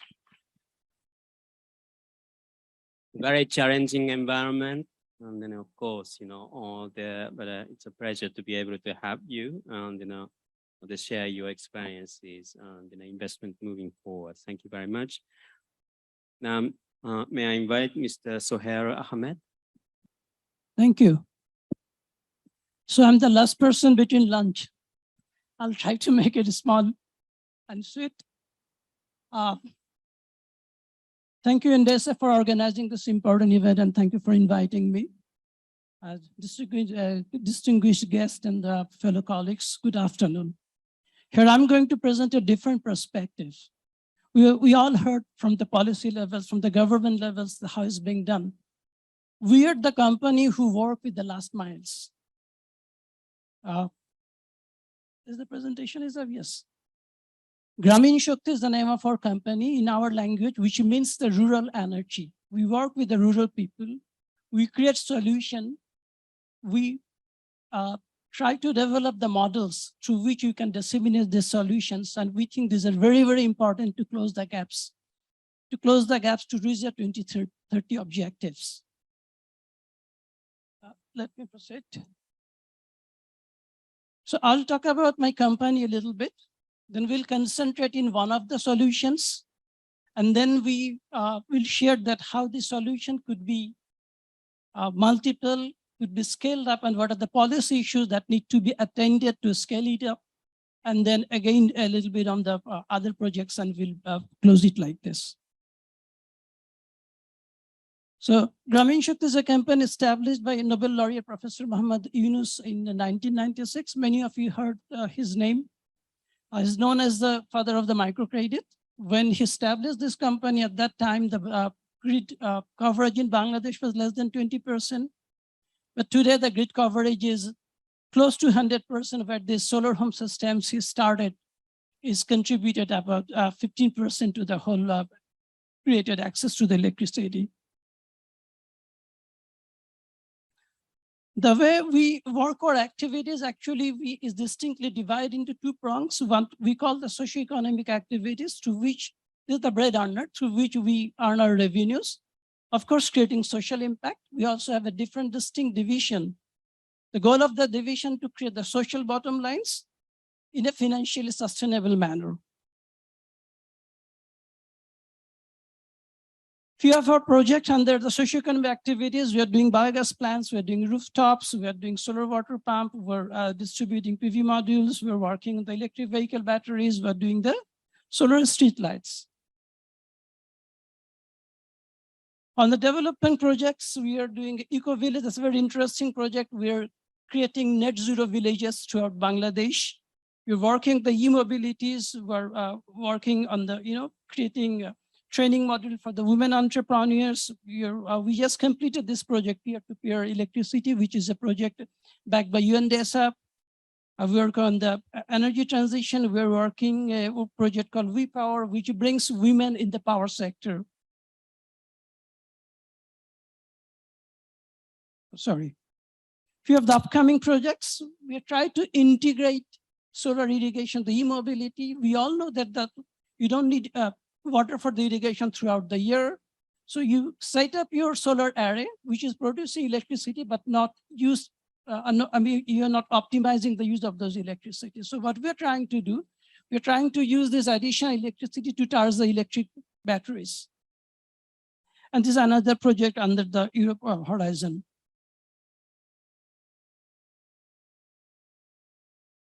So there's a different solution today we're working with. I'll concentrate on one of the solution only. Solar irrigation. Solar water pump, what it can do, it can give us the drinking water, it can work for the irrigations.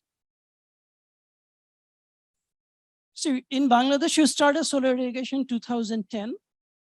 We have about 1.3 million solar irrigation pumps. By 2022, we have about 2,500 solar irrigation pumps. And by 2030, there is a, sorry, I forgot to change the slides. So we started at 2010, we have about 1.3 million irrigation pumps. By 2022, we have now about 2,500 solar irrigation pumps, and we have a plan to have about 30,000 solar irrigation pumps in 2030. What it does, we already cut down 7,000 ton of the carbon dioxide emission. And if we can install 30,000 pumps, that will help us to cut down 80,000 tons of emissions. Let's look at few of the social impact, what it does.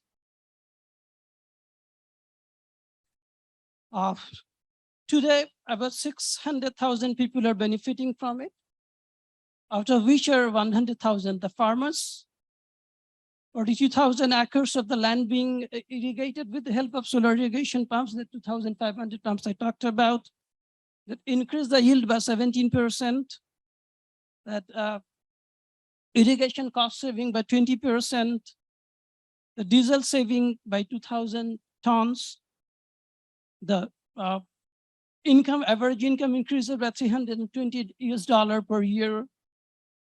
Additional income helps about 100,000 students to have their study.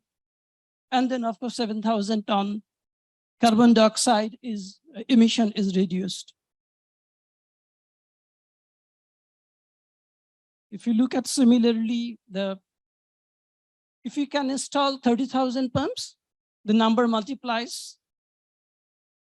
More than 7 million people will be benefited, out of which 1.2 million are the farmers. 500,000 hectares of the land would be irrigated through the solar irrigation pumps. 21% yield will be increases, 23% will be cost saving. 25,000 ton carbon emission would be cut down.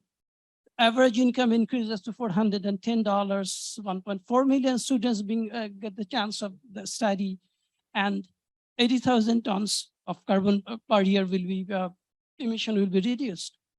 So this is only about the 30,000 pumps we're talking about. Here in Bangladesh, I already mentioned that we have 1.4 million pumps. And we can transfer that, which we did when we showed the solar home system story. When it started with a few solar home system, from there, only our organization installed more than 1.8 million solar home systems, and the country has 6 million solar home systems. So it's possible if you can create the right model. And that's what we are talking about. So a little bit on the drinking water. So 40% the people without the clean drinking water, there are 40% people are without the clean drinking water access. There are about 45,000 deaths in a year due to the disease borne by the waterborne diseases. Average water fetching time, usually we know the girls at home, they will go to the long distance and to fetch the water. On an average, there's 2 hours per day. 35,000 people are access to the drinking water through solar solution. We have created with over 35,000 peoples that help to increase the productivity 3 hours per day and the increase in religious resilience building vulnerable coastal communities. A few of the policy measures, how we can increase this. We know So issues. I'll wrap it very quickly. Yeah. So if we look at this, what are the issues? We have to create the sustainable model, cost-effective solutions, appropriate technology, and enabling policy framework. How we can do that? There are huge subsidies giving to the conventional electricity. If we move part of the subsidy to the solar irrigation for the capital buy down, we know over the year it will reach the economy of scale. If we can involve the conventional financial institution, then there would be flow of finance, the project finance would be good. For that, we need to cover the risks, if there are the insurance policies, because most of the irrigation, the cost of the water paid with the yield. So if there's insurance to cover the yield, then it would be easier for the banks to finance. So I'll very quickly move to due to the time, the other projects we have. As I mentioned, we have a project called the Eco Village Development. There we have a component to provide clean water to the people at the coastal belts. We have a project under UNDESA where we have a component called having the productive use of appliances, where water pump was a key aspect. I talked about a few of our other projects. We installed 1.8 million solar home system, which is the 43% of the total national share. We distributed more than 1 million improved cookstoves. We constructed more than 35,000 biogas. There are a few impacts we create our solar homes through our solar home system and improved cookstoves. We are a partner of those different organizations working with the ESCO, Power, United Nations, Clean Cooking Alliances, Energy Transition. Finally, a few of the award and the laurels we got. And I think that's it. Thank you very much. Thank you very much. You ended with a recognition, but I really would like to recognize the leadership of Grameen and the Grameen sector in particular to make off-grid solution a viable business model and take it to the scale. Really, so Grameen did a great job, and then we learned a lot and continue to learn. So thank you so much. Now we really are pressing here on this one, but I give a due credit to your audience here. On if you have one question, we take it.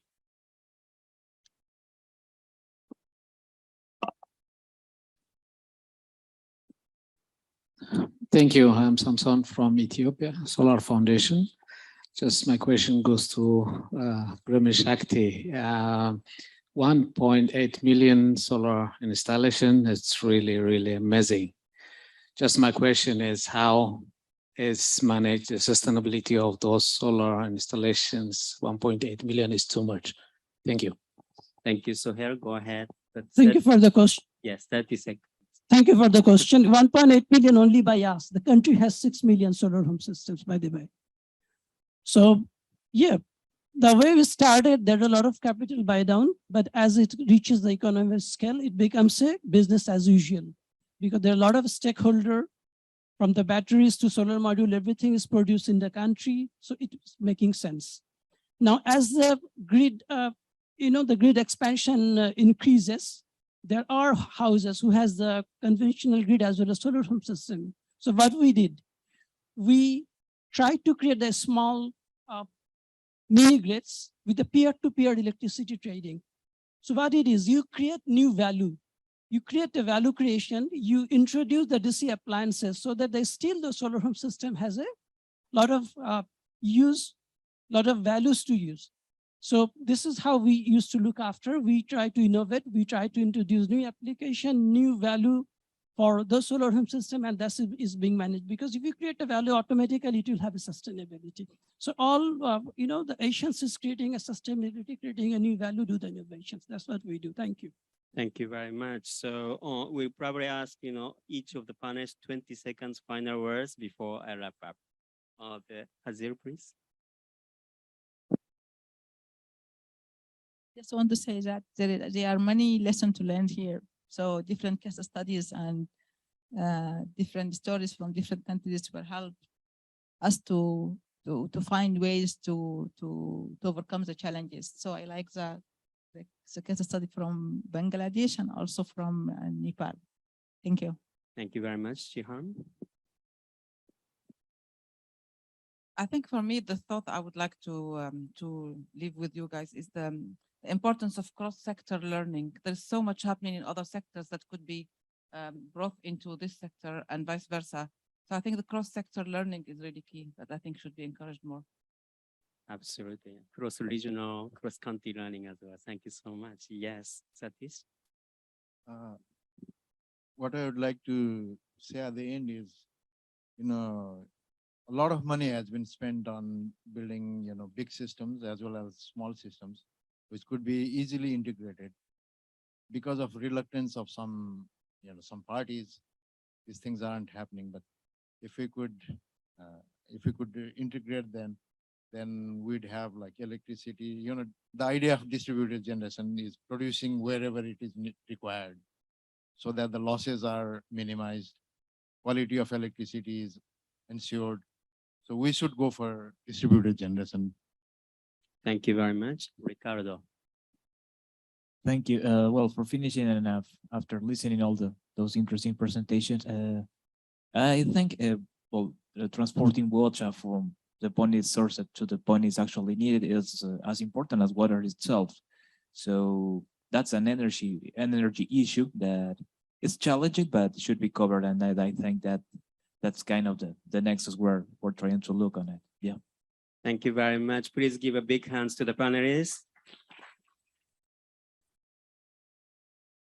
So that's finally come to the end of the morning session. I should have actually summarized it in 5 minutes or so, but I am almost going to skip just to recognize that I hope that you are convinced that water energy are really central to so many things. So that's why we're meeting here. So many diverse challenges and even so many diverse solutions. We certainly continue to learn that. And then I hope that we all going to be able to continue to stick around and learn from each other over the next 1.5 days to go. And please do not forget to join the fantastic field tour on Wednesday. You really will be able to gain a lot by joining the field tour. With this one, thank you very much. And then back to the Masters of Ceremony. Thank you very much. Agradecemos as palavras e a condução do senhor Minoru Takada, que apresentou os painéis dessa manhã, ele que é líder de equipe Energia Sustentável da Undessa. Nós encerramos os trabalhos dessa manhã por aqui, lembrando que voltaremos pontualmente às 15 horas, 3 horas da tarde, apesar dos atrasos da manhã, para que isso não atrase ainda mais o evento à tarde. Então, retornaremos às 15 horas aqui nesse local, por isso nosso horário de almoço ficará menor, tá? Nesse momento acontece aqui, em paralelo, um evento de segurança hídrica e gestão de bacia hidrográfica. Quem tiver interesse, começou a 1h da tarde, às 13 horas, até às 3, até às 15 horas, no auditório de integração, saindo por aqui ao lado, o evento paralelo sobre segurança hídrica e gestão de bacia hidrográfica. Então, termina às 15 horas, no mesmo momento que nós retomaremos aqui os trabalhos da tarde. Um bom almoço a todos e até mais.